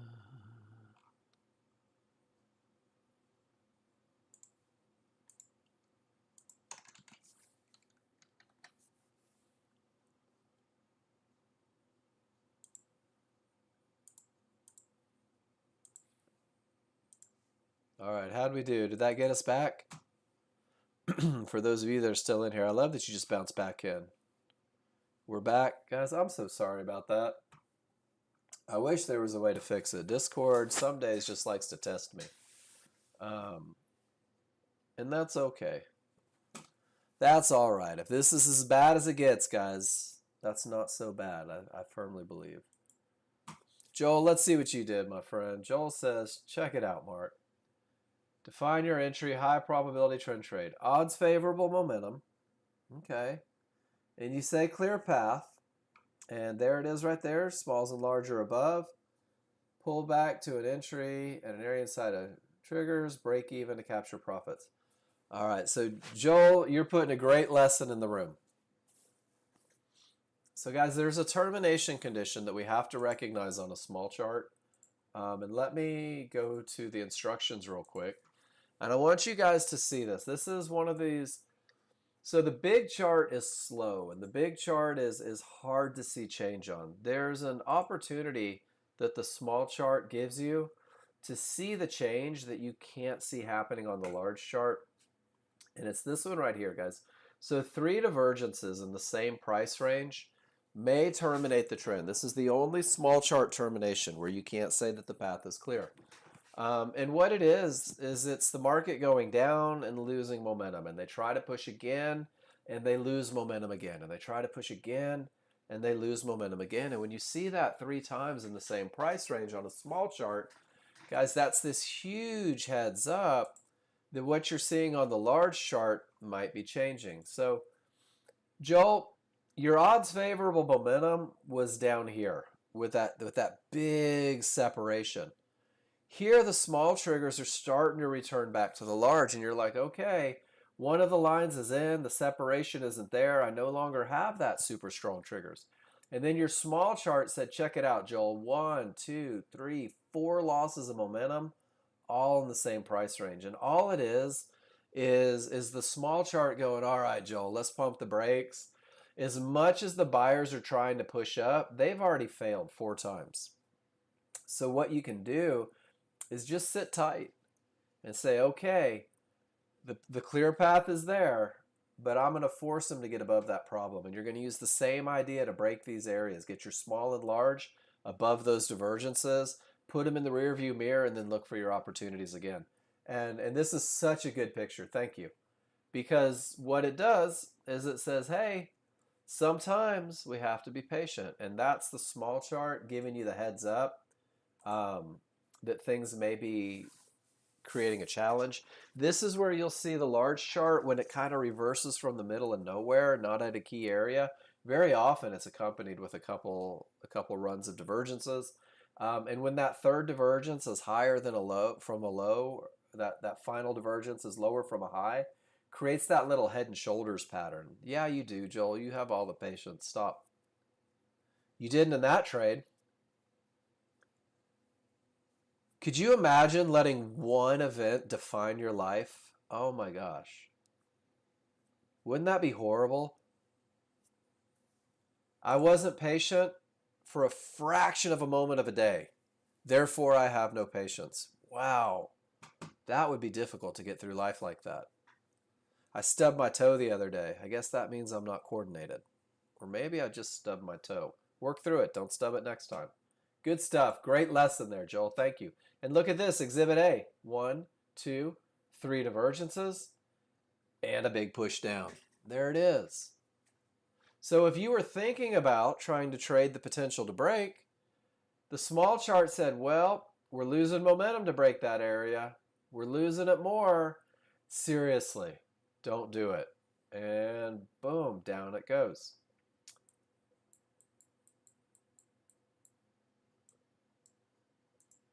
But if you're all about momentum and path, look at that. And here's the cool thing. Ask yourself, if I got in at 76, whoops, that's not an arrow.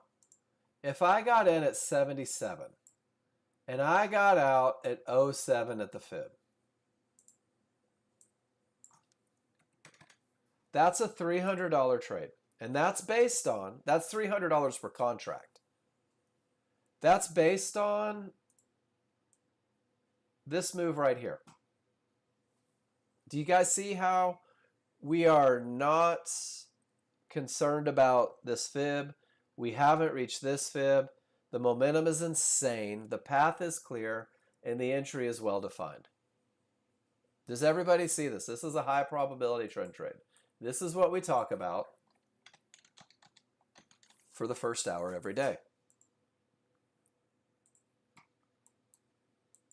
Back it up. Odds favorable momentum, clear path, not an entry. That's okay. So can you be okay not taking this trade if you're not missing this trade? Can you be okay not fighting for divergences if you're catching the best of the best? And I think this is what trading is, guys, is we remind ourselves that there's going to be opportunities, that there's going to be challenges, that the easiest money that you'll ever make is in between those fibs, guys. And when you're catching the best trades, when you're not missing these best trades, when you're capitalizing on these best trades, your brain starts saying, well, I don't need to hope that this one works because I just made $500-600 on this one. And I think that it creates this amazing patience. There's crude oil inventories, guys. And crude is flying today. What's the S&P doing? Well, the S&P appears to be moving pretty well too, doesn't it? Should we go back and circle tails? Because I don't have any pictures to look at. This was a loss of momentum with a clear path and no area clearly defined. A lot of us are just saying that's 2 out of 3. I choose not to take that trade.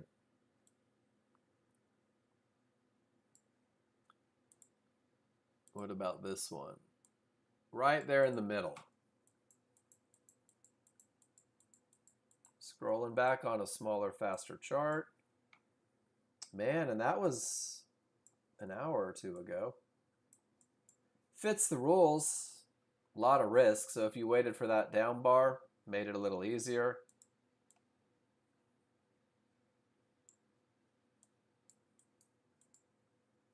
There's a quick little hit there. Guys, get in the habit of circling these tails. Get in the habit of seeing the opportunities in the market, even if you weren't in the trade. It helps a lot. It helps build patience because you realize that sometimes there's an hour in between. There's 10 minutes, there's 20 minutes, there's 40 minutes. And it changes all the time, and it changes every day. All right, guys, what do you want to talk about? I am flapped out on my gums. What's on your mind? What's going to make you walk away from this day going, man, I'm glad he talked about that? Because I don't know what it is. I need you guys to point me in the right direction. But I sure do feel like talking. I'd rather you guys talked.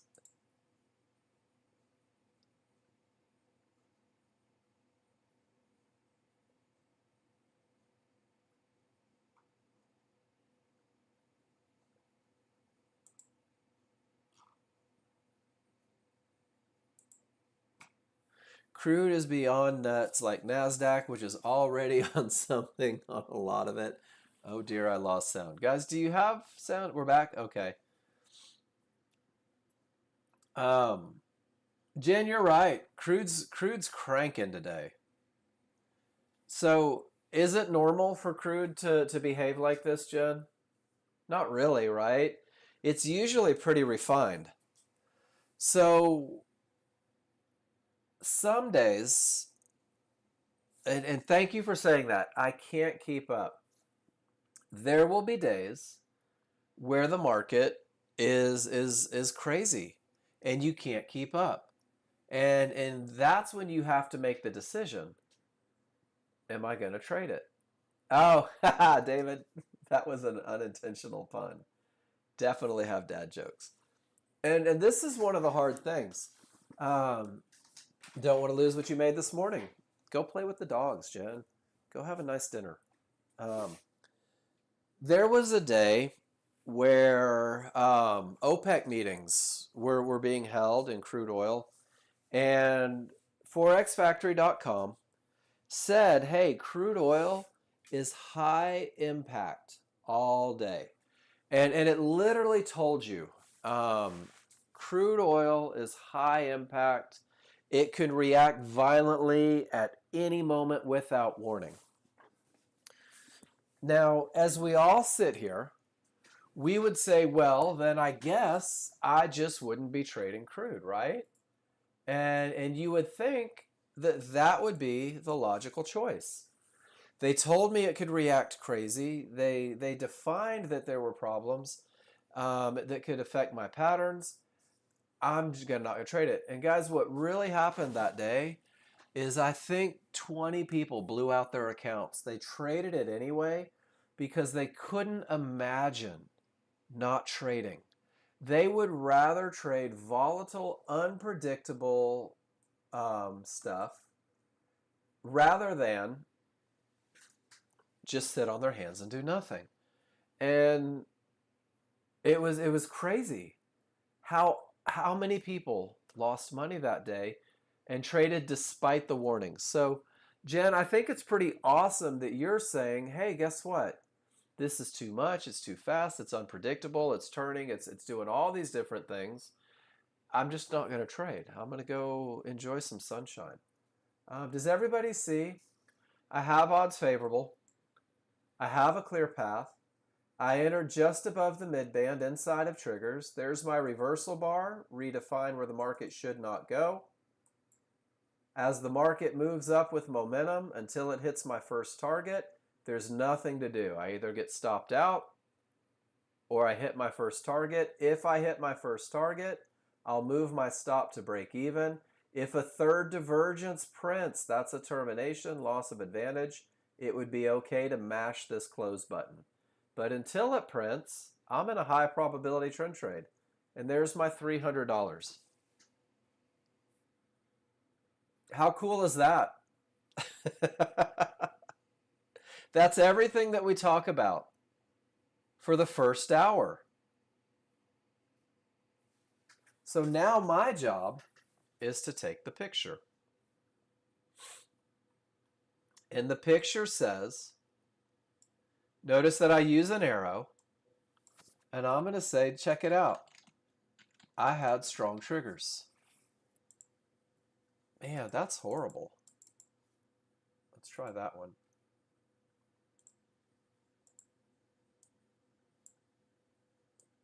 There we go. Had strong triggers. And then I also have to say that I had a clear path. And then I'm going to say, bought a pullback at an area inside triggers.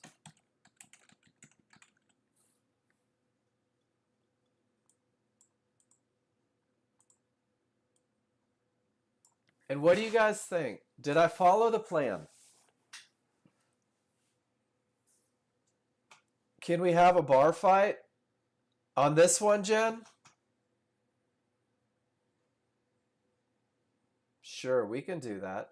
But I want to know first though, because if you guys don't see this, Jen, thank you. All right. So guys, this is the highest probability trend trade you could ever take. Jen, I'm going to address that. Okay. I'm going to take this picture. And guys, if I were a brand new trader, whether I caught this trade or not, I'm putting it in here. Jen,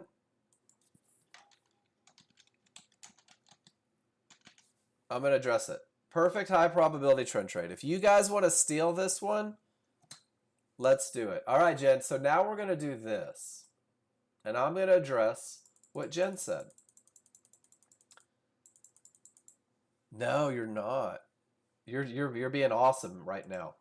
Jen says, but Mark, it's from a bad bottom. And Jen says, but Mark, there were two divergences, right? And Jen's like, I can't take this trade.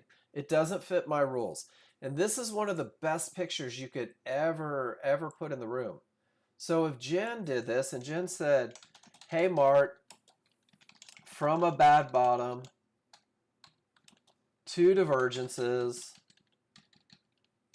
my rules say don't take this trade. And Jen, this would be such an outstanding picture to drop in the room, because let me show you exactly how I address it.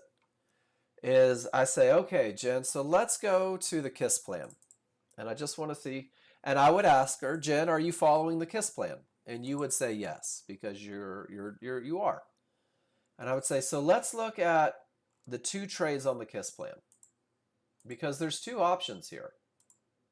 There's a high probability trend trade that says a termination that reverses the market is not mandatory.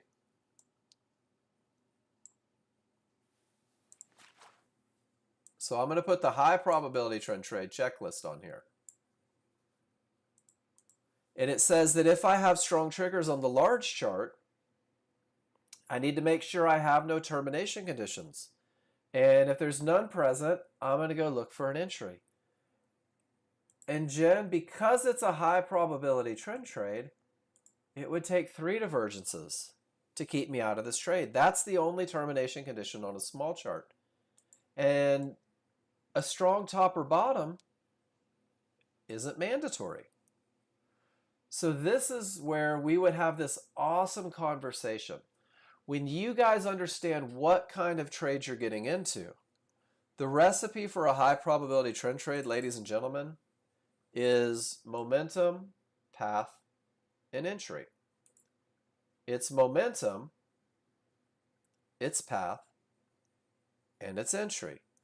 So Jen, what happens is you begin thinking, oh no, it's a medium probability trend trade. You start saying something only has the potential to break here. And if that's the case, I have to have a strong bottom. And if that's the case, divergence kills it. And what we have here, guys, is the difference between high probability trend trade rules met and 50-50 trades rules not met. And if you make a mistake on what kind of trade you're looking at, you may miss an outstanding opportunity. And this is one of the reasons why, and Jen, love you to pieces for this lesson that you put in here. And this is one of the reasons why I encourage you guys to name your trades and know what the rules are for it. And if you're going to say, that was the perfect high probability trend trade, absolutely. But here is where I'm going to go with this one. And Jen, this is something that I had to learn myself, and I'm just going to share you guys. I'm going to share with you guys what I went through personally, and maybe it'll be helpful, because right now we're just trying to get some basis. So if I'm looking for a high probability trend trade, guys, I have 3 rules. I have 2 charts. I have 5 things to think about to find this trade. That's it. That's why we start simple, right? And then when I add the 50-50 trade, well, now I've got 4 rules and 2 charts, which is 6 things to think about, not a minus sign, which is 6 things to think about, plus the 5 things I'm already thinking about with the high probability trend trade that's on my list. So now I'm processing, what is that, 11 things to take both trades. And then Jen, you're also adding in that jump in trade, which is which is at least 2 rules. And you're looking at the 2 charts. So what happens is the more trades that you add to your plan, the more things you're thinking about, and the more likely you are to confuse them. But if you name the trade and you're so in tune with what your rules are, Jen, this is strong triggers, potential to break, no divergence, pull back to the area inside of triggers. Is it coming from a strong bottom? So now we go to a different set of rules. It's not coming from a strong bottom, and there it goes trying to blow through the entry area. So if you treat this one like a high probability trend trade, things may have just went wrong for you. But that one was rock star. Does that make sense, Jen? And that's why when we name the trade. This is a medium probability trade. It has a different set of rules. Let me go see where it came from. This is a high probability trend trade. This thing is so kick-ass. I got 3 things to think about. And it's easy to confuse the two, but that was a very avoidable loser if you're following the KISS plan. Does that make sense, Kathy? Did that help? Doesn't mean the market won't go up. It means that this isn't the best of the best. Yeah, get them on your desk. Jen, I tell the story a lot. And guys, please understand that I'm not calling anybody stupid when I say this. Please understand that I am not calling anybody stupid when I say this. When I ran restaurants, my biggest skill set was training new managers, was taking people that weren't familiar with the concept, with the rules, with all the things, and I would train them to be successful managers. And I did it with checklists. And everybody that I trained followed a checklist. And I not only gave them a checklist, right? I would say, is the market coming from a strong top or bottom? But I would take the time to tell them that strong top or bottom creates an impactful response right at a key area, and the trades that set up after it are more likely to win than lose when the rules are met. And then they're like, oh, that's the first thing, and now I know why. And I say, but you gotta have strong triggers. And because when you have strong triggers, the odds are favorable for it to continue. And I would give all of these managers checklists. This is where you need to be. This is why you need to be there. This is where you go next, and this is why that's next, and this is why this is important. And everybody that I trained, just like you guys in this room, for the first 30 days, by keeping it simple, by following a checklist, by sticking to the plan, they find and optimize their chances of success. And what they're doing is they're creating muscle memory, and they're creating recognition. Well, right around 30 days, and guys, remember, we're looking at a lot of different things. Right around 30 days, the average person, not everybody, they decide that their success is a direct result of their ability to be a badass and not necessarily their adherence to the checklist. And I saw this a lot with managers. And right around 30 days, we hit what I used to call, whoop, my NinjaTrader crashed. What I used to call the 30-day stupid. And forgive me if stupid is offensive to anyone in this room. It's not intended to be. But the 30-day stupid was the belief that in 30 days, I had created enough muscle memory to successfully run a multi-million-dollar restaurant and the staff within it. And guys, let's be honest. It's difficult to obtain that level of expertise in 30 days. It really is. But what you can do in 30 days, and what most people do in 30 days, is you can stick to your checklists and just keep repeating that success. And eventually it will become second nature. But the more things that you add to the checklist, the more difficult it becomes to keep things straight if you don't have that checklist in front of you. And that's the point that Jen was just making that I agree with wholeheartedly. Jen said if I would just keep this checklist in front of me, I could run through it instantly in the moment, and perhaps not miss that great trade, or even more so, not take that trade that really isn't quite as great as she thought it may have been. Does that make sense, everybody?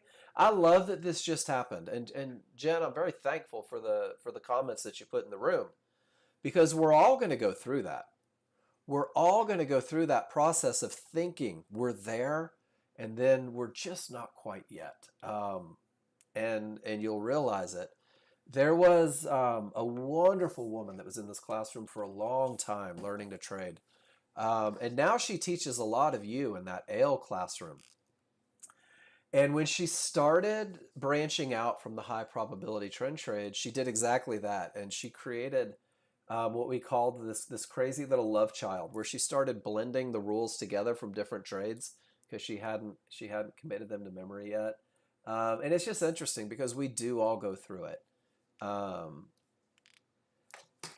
Great job, Jen. And wouldn't it stink to sit on the sidelines and never say anything and not get these lessons? That's what I love most about the classroom. All you got to do is speak up, and we'll find a way to get you over whatever hurdles are in front of you. That's the beauty of it. And we're coming into the second hour. And the cool thing is, where was the exit on that trade that we took, guys? Look at where $300 was made. We were in at 81, and at 01, $300 is made. And there was room for another 50 to get to the fib before it stopped at cold. And with this look, very likely to pull it to the fib. I mean, it happened fast, but pretty cool. That was a $300 trade. Love $300 trades. All right, guys, I'm going to take a minute. I'm going to run around, do something, drink some water. When I come back and we get into the last hour, again, it's going to be just like this hour. Whatever you guys want to talk about, whatever you think you need help with. I like it when you guys request help. I had a young lady ask me the other day, she goes, Mark, I just need a little bit of trading view help, and this is what I really need to be able to see. And we recorded everything the other day for 100%. So I don't mind doing that. I'm here for you guys. I'll be back in 5. When I come back, the floor is yours. Let me know what we're talking about. Go stretch your legs, guys.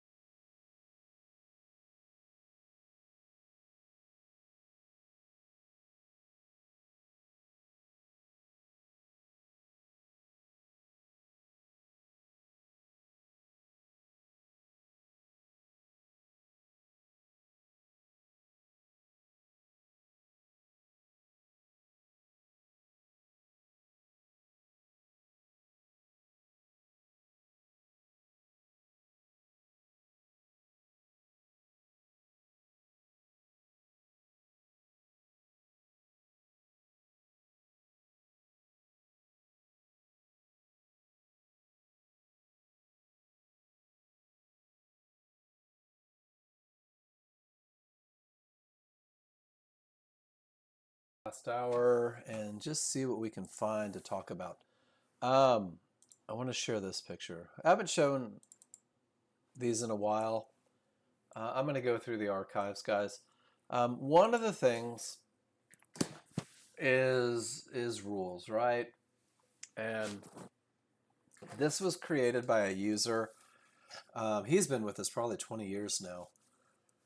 And when he was learning the software, the one thing that he realized is that when he broke his rules, bad things happened. And I think we all have that realization at some point. When we break our rules, we tend to not find the success we're looking for. Um, of course, Jen. So, um, it's all on the KISS plan. So let me get you the KISS plan and then you can just pull it off of there. Yeah. So what he did, he said, all right, I'm going to create some penalty box. There you go. Siva. Yeah, Phil, you remember him. He goes, I'm going to create some penalty box rules. You're welcome, Jen. And then, Jen, if you want to, guys, let me add this too. Just because we're doing nice things for wonderful people. Here's a version, Jen, that's fill in the blank. So if you want to create a template for your jump in trades as well, there's an opportunity to do that. It does help. I believe it helps. You guys don't realize I have a checklist on my desktop every day because I need that because I'm full of opinions. But what happened is he said, okay, when I make a mistake, it costs me money typically. So what I'm going to do is I'm going to identify the mistakes that I'm making, and then I'm going to rank them, and I'm going to create a penalty for me. So if I miss a good entry, so for example, Jen, sorry, I feel like I'm going after you, and I don't mean to. If you miss this great entry because one, you didn't know the rules, that's what we'll fix in the room. You confused it with a medium probability trade, which means that you're not thinking through your rules clearly or not looking at your checklist quite close enough. It means it's a minute, Jen. You got to stand up, walk away, go play with the dogs for a second. Totally cool, right? But what it does, it's not that a minute of your life is this big detrimental thing, but you're reminding yourself that this isn't conducive to my success. Entering late, not trusting the rules, right? 2 minutes, exiting for no reason. Um, and you're right. We all have full brains. We got to be constantly moving. I'm the same way. Moving stops arbitrarily, not following your plan. So each of these has a different weight to it. And maybe create your own if you have a challenge, right? There were people that were buying these little what do they call them when you flip them over and the sand tells time? Hourglasses. And they would literally have these hourglasses and they would take time out, and it was pretty cool. Um, and Jen, and it sounds like you're like I am, right? I need to be constantly moving. Guys, I've got MSN Casino saved to my favorites, and I'll go play blackjack. Or I'll go and play solitaire, or I'll play um, whatever, a golf game, and I've got a sketchbook on my desktop. And guys, even when I'm talking to you guys, my brain has to be active so much. I draw circles. I literally scribble circles on paper because it keeps me from hyper focusing. So, um, figure out what your challenges are, right? Find a way to stay busy if that's what you need to do it. So I thought I would share that. What else can I share with you guys? I love this one. This is the Mark Novak story. For those of you that don't know, this is my journey. Um, in 2020, I had my second spine fusion, and it took me out of my chosen career. I couldn't work in restaurants anymore. And John Novak called me up one day. He goes, "Hey, you ought to learn the software. Just be a day trader." And I said, "Okay." Um, well, it turns out I was a horrible student. I was so comfortable being the teacher that I forgot how to be a student. And he gave me the path, and I ignored it. He said, "Write a plan, take pictures, post in my room, get some feedback. Let's make sure that you know what you're doing." And I thought it looked like fun. I was like, man, this is going to be awesome. My last name's Novak. I'm going to be filthy rich by next week. And then he goes, well, you got to do some work. And I was like, I don't want to do work. My name's Novak. You wrote the software. I should be great at this. And I was playing on sim, guys, and I wasn't following rules, but I was winning on sim. I wasn't following rules, but I was winning. And that's where I learned the phrase short-term victory, long-term failure. Because I had gotten lucky on sim enough that I believed that I was ready to go live. And I didn't use a prop firm. I didn't know anything about them. And I put $6,000 into an account, and I said, I'm going to trade at a 2 lot on the S&P. And it took me 21 trades, just a little over 2 hours, because I think I stopped and cried in the middle of it. And I lost everything, blew the account out. And I found myself angry. I really was. I was angry. I was angry at John because because I was deflecting. He told me exactly what to do. I chose not to do it. I was angry at myself because I didn't follow the plan in front of me. I was angry at the market. I was pretty sure the market hated me because why else would it take all my money? It didn't take my money. I gave it to the market. I gave it to the people on the other side of my trades. And I almost quit. And guys, I get emails. I've had emails from a lot of people. I'm gonna quit. I'm gonna quit. This sucks. I suck. I'm gonna quit. Um, I don't tell who sent me those emails, but I can tell you that some very successful traders have sent that email. It's a normal feeling, guys. We hate to fail. Failure hurts. And right here at the I don't know shit stage, this is where, whoops. Me too. I'm glad I stayed too, Paul, because I love what I do. I really do. I love teaching you guys. Um, it was right at the I don't know stage where I remembered what John told me. And I said, John, okay, I want to do it the right way. And this is exactly the path that I followed, guys. I started posting in the room. I started tracking my progress. I wrote down my rules. I took pictures of my perfect patterns. Guys, I filled up this trading plan and this trade tracking. So back then, the trade tracking sheet went to 279. I remember like it was yesterday. And I filled out my trade tracking sheet all the way to 279. And then when I got there, I built a new one. And I took that one to 279. And then I built a new one.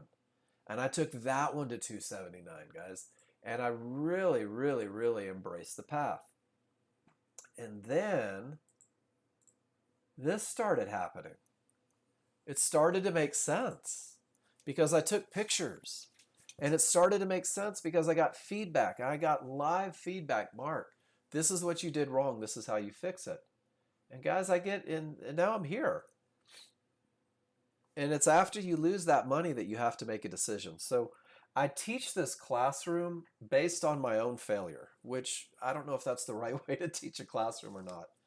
I teach this classroom based on everything that I did wrong, guys. I embrace simplicity because I made it difficult. I ask you to take 1,000,000 pictures because I refused to.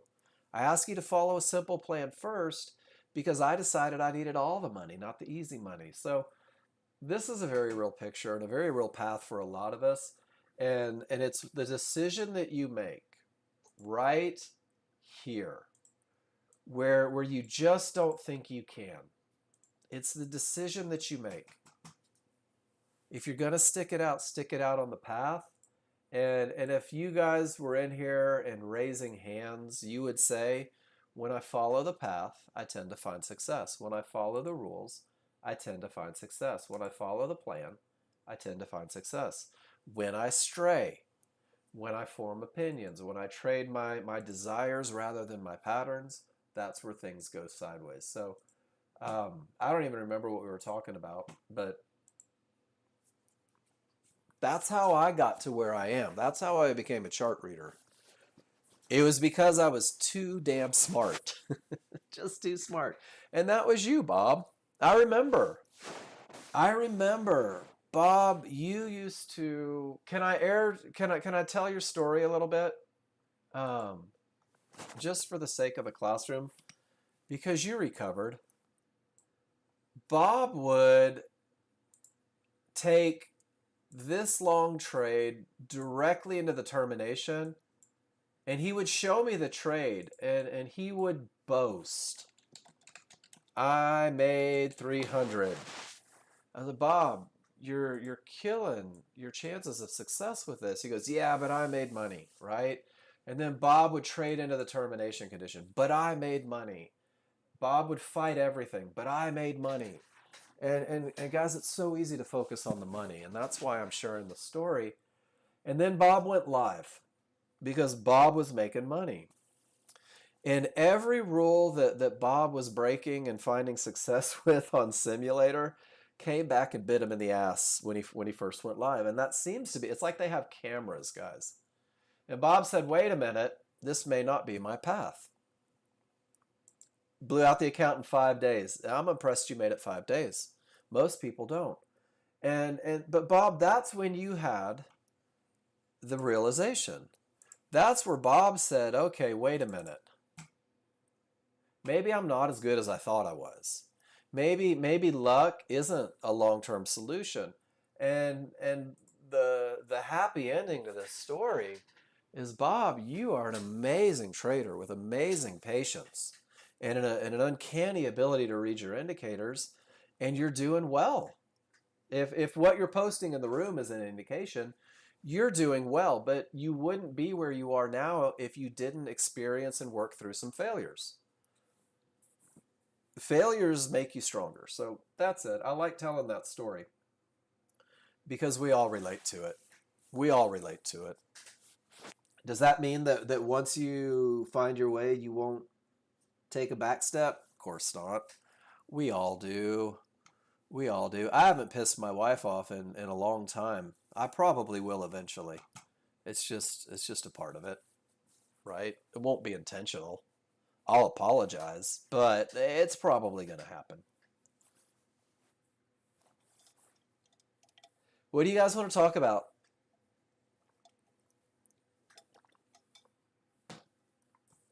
I don't have momentum. Why would I look for a trade? But the path is clear. Yeah, but there's nothing to push it, right? Oh, Bob, you'll find somebody. Maybe not to marry, but at least to piss off. No shortage of that anywhere for me, without a doubt. You guys see how the market isn't giving you what you need? Is it okay to do nothing when there's nothing to do? That's the hardest thing that you'll ever do. I don't have an edge. I choose not to trade. But I have to make money today. No, you don't. 252 trading days in a year. 252 trading days in a year. I watched some people get mad about a technical issue with NinjaTrader once. And NinjaTrader had been out for about an hour. And they were livid. How am I ever going to make a living day trading if I don't have indicators for an hour? Well, those people haven't learned the lesson that an hour is a very short time in an otherwise long trading career. Miss Claire says, Mark, stop flapping your gums and read some charts. Thank you for that, Miss Claire. All right. So everything is above the trouble. I love it. I see where your entry came from. The momentum is strong.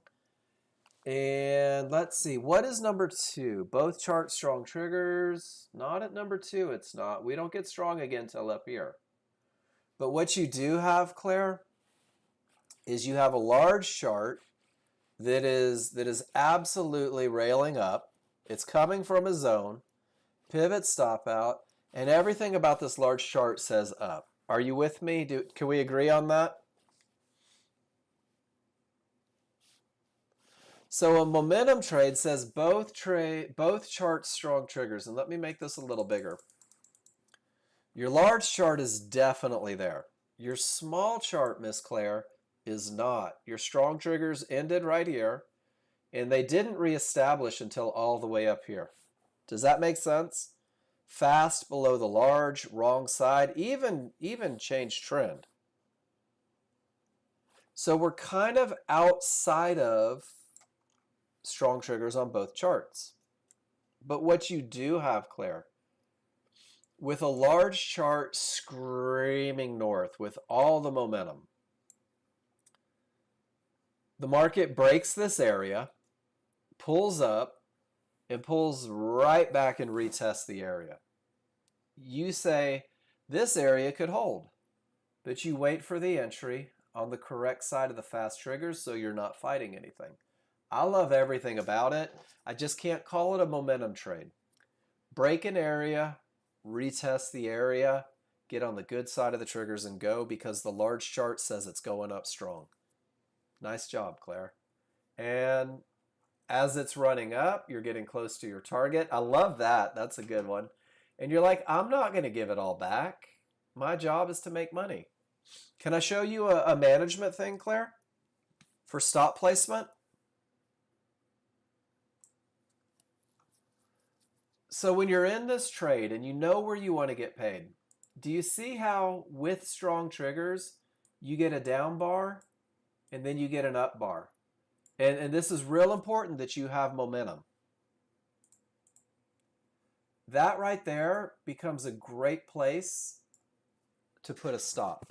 Because what the market's telling you is there's so much momentum to the upside that the sellers tried and failed.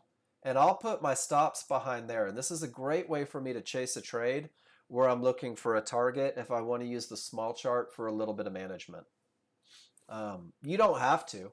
I see you're behind the HVA there. But for me, I love getting paid. And that 4 points, that's a lot of money to put in the bank. I took a trade yesterday, which was a large chart study. And it looked very similar to what you had on yours. I take so many pictures. I take too many pictures sometimes. Maybe not.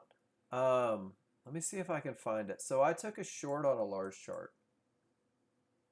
Nope, that was an HVA trade. But basically what I had is I had this look. And it was yesterday in the NASDAQ, and I posted it in the other room. And I said, you know what? With the fast triggers going in the direction with absolutely nothing in the way, let me see how long we can hold this trade. And I sat through the small chart shenanigans, and it was like a $4,000 trade on simulator. But it was pretty cool. You don't take enough pictures, Joel? You take a lot of pictures. Sometimes, like, pictures are great, right? Pictures are awesome. Annotation is key. So what you have to do is taking the picture is great, but be real honest with what you see. Look, because there's no trade happening, guys. It's after the fact. Force your analysis to be amazing, right? And then, Joel, you did exactly what you should do. You took your picture and you dropped it in the room and you said, hey, Mark, this is what I saw. And when I saw something different, you get the lesson and the clarity. So next time you take this picture, you're going to say, well, that's not the strongest triggers ever. There's no gap. That's the strong triggers. There's your lesson. It's not a clear path. It is on the large chart, but the small chart. So I love it. And you'll annotate this chart differently. If you had the same picture right now, Joel, you would annotate it a little differently. Your chart reader would be a little more clear. So you're doing exactly what you're supposed to be doing. All right, Miss Claire, let's see what you did. So there is your zone reached on the 15-minute chart. There's your trigger roll. Pull back to the HVA and just rock star HVA trade. Absolutely amazing, Claire. And then just to make sure that dead horse doesn't get up, do you see on the small chart as you were going to your target, there's that down up again with strong triggers? Pretty amazing. You see that a lot. Great trade, great HVA.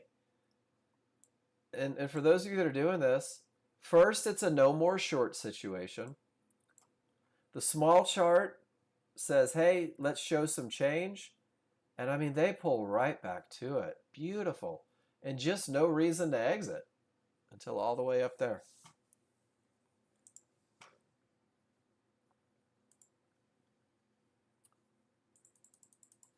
So HVA trade, there's your zone. Dig it. There's your roll. And that would have been close, Claire. That would have been close on whether or not you got an entry. If you were a tick or two below it, you probably got it hit. If you were right on the HVA line, it probably didn't get you. So maybe a tick below it, tick or two below it, right at that area. But it's a great trade. It's rules bet again. It's not as scary as it seems in the beginning, is it? For you folks that are transitioning over to TradingView, if you're like me, you grew up with Renko. Like when I started, it was Renko. It was fibs. It wasn't minute bars, right? It wasn't zones.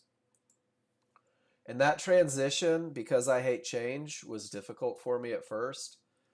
Just because I hate change. I really do. And I was like, this is different and I don't understand it and this is crazy and how am I ever going to learn it? And then a week later, I'm like, well, wait a minute. This is exactly what I've been talking about for 6 years. This is exactly what Nexgen's been talking about for 20 years. It's really not as foreign as we thought. There's your zone. There's your pullback to an HVA. And there's the market going down. I'll be darned. And Claire, you are definitely getting there. Your charts prove it. And again, if you guys have ever met me, you know that I tell you to celebrate victories. So Claire, a week or two into this, I want you to remember what it felt like a week or two ago. And I want you to take a second and recognize that you're getting there, that you are progressing, that you are moving forward. I love it. I think you're doing awesome. And notice that there's a checklist on every chart. Here's my checklist. Whoop, that's Joel's. There's my checklist. There's my checklist. And guys, that makes it easier. Really does. Good stuff. All right, what's next? What are we talking about next? My Ninja Trader. Oh, it didn't crash. I thought it crashed.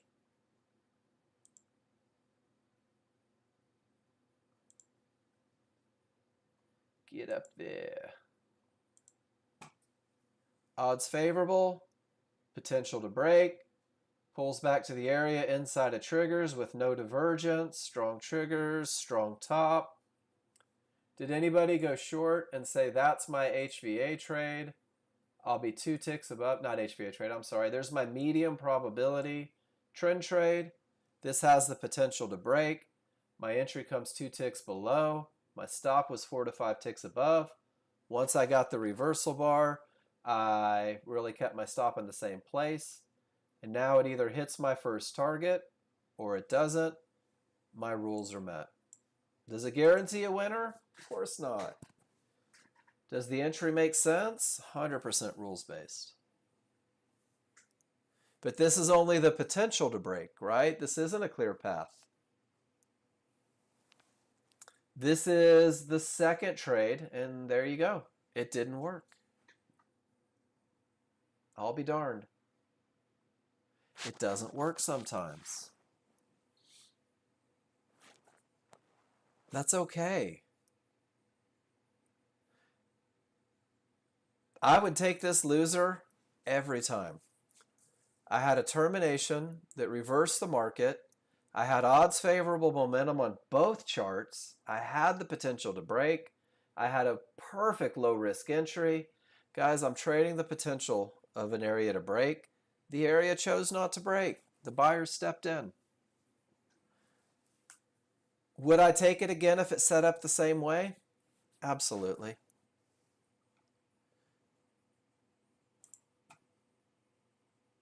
So let's do this. Where's my KISS plan? Bring up my KISS plan. And I'm going to go to my 50-50 trade.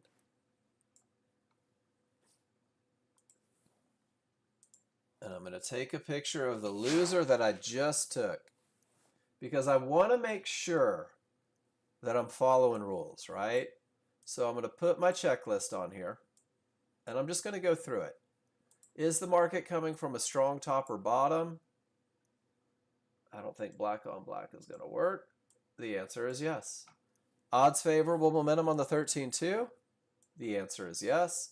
Smalls outside of the large on the 5-1? Another yes. No divergence on the 5-1. Guys, optimize my chances of success with the trade. Doesn't guarantee a winner, but this means I would take this trade every time.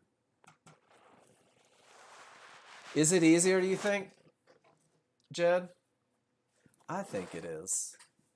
Everybody's different, though. Everybody's different. So I'm not saying the way I teach it is the only way to do it. I'm just saying this is the way that tends to work for the most people. And most people are most people. There's always the underliers. When I waited tables in my early 20s, guys, there was a guy that could take the orders, 20 people sitting around a table, everybody with modifications, and he could remember it verbatim. Didn't write down a thing and never made a mistake. I don't know how he did it. I would be bartending. I would ask you what you wanted for dinner, turn around to the computer to ring it in, and forget what you said and have to turn around and ask you again. I like checklists. So yeah, my memory eludes me too. That's you too.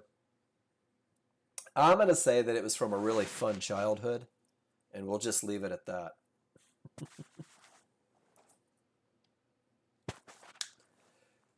Guys, we've got plenty of time. What can I do for you? What's on your mind? What's going to make you a better trader tomorrow? There's a lot of you in the room that are like, I hope somebody asks this question. I hope somebody asks Mark about XYZ. Be the person that asks. You'll get answers. Oh, thanks, Miss Jen.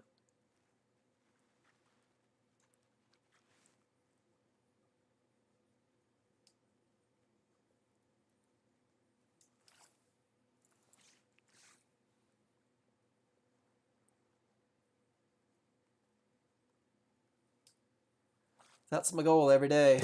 The up-down helps with management. You miss the reversal bars. Yeah. Claire, it takes a little time to make that transition, I think, from Renko to the minutes. Just because it could be a little bar, it could be a huge bar. I love it on entries, though. I love the idea of having to close on the correct side of those fast triggers before I ever think about taking an opportunity.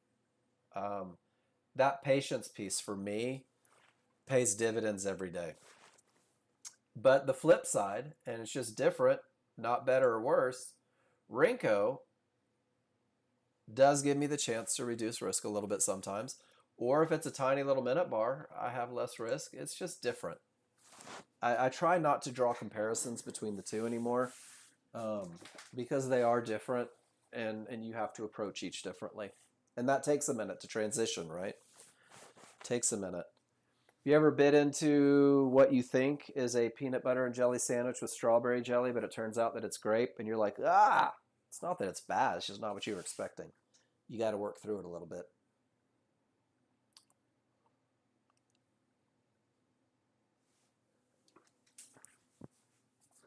Is Gino? Gino didn't make it in here.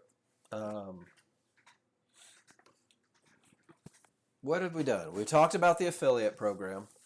And guys, remember that TradingView isn't it isn't the new thing. It's just the different thing. It's a different way to approach it for you guys that want to take advantage of the Nexgen Pro Trader funding. So excited about this. And everything you need is in here, but ask questions. I'm going to stop today's YouTube because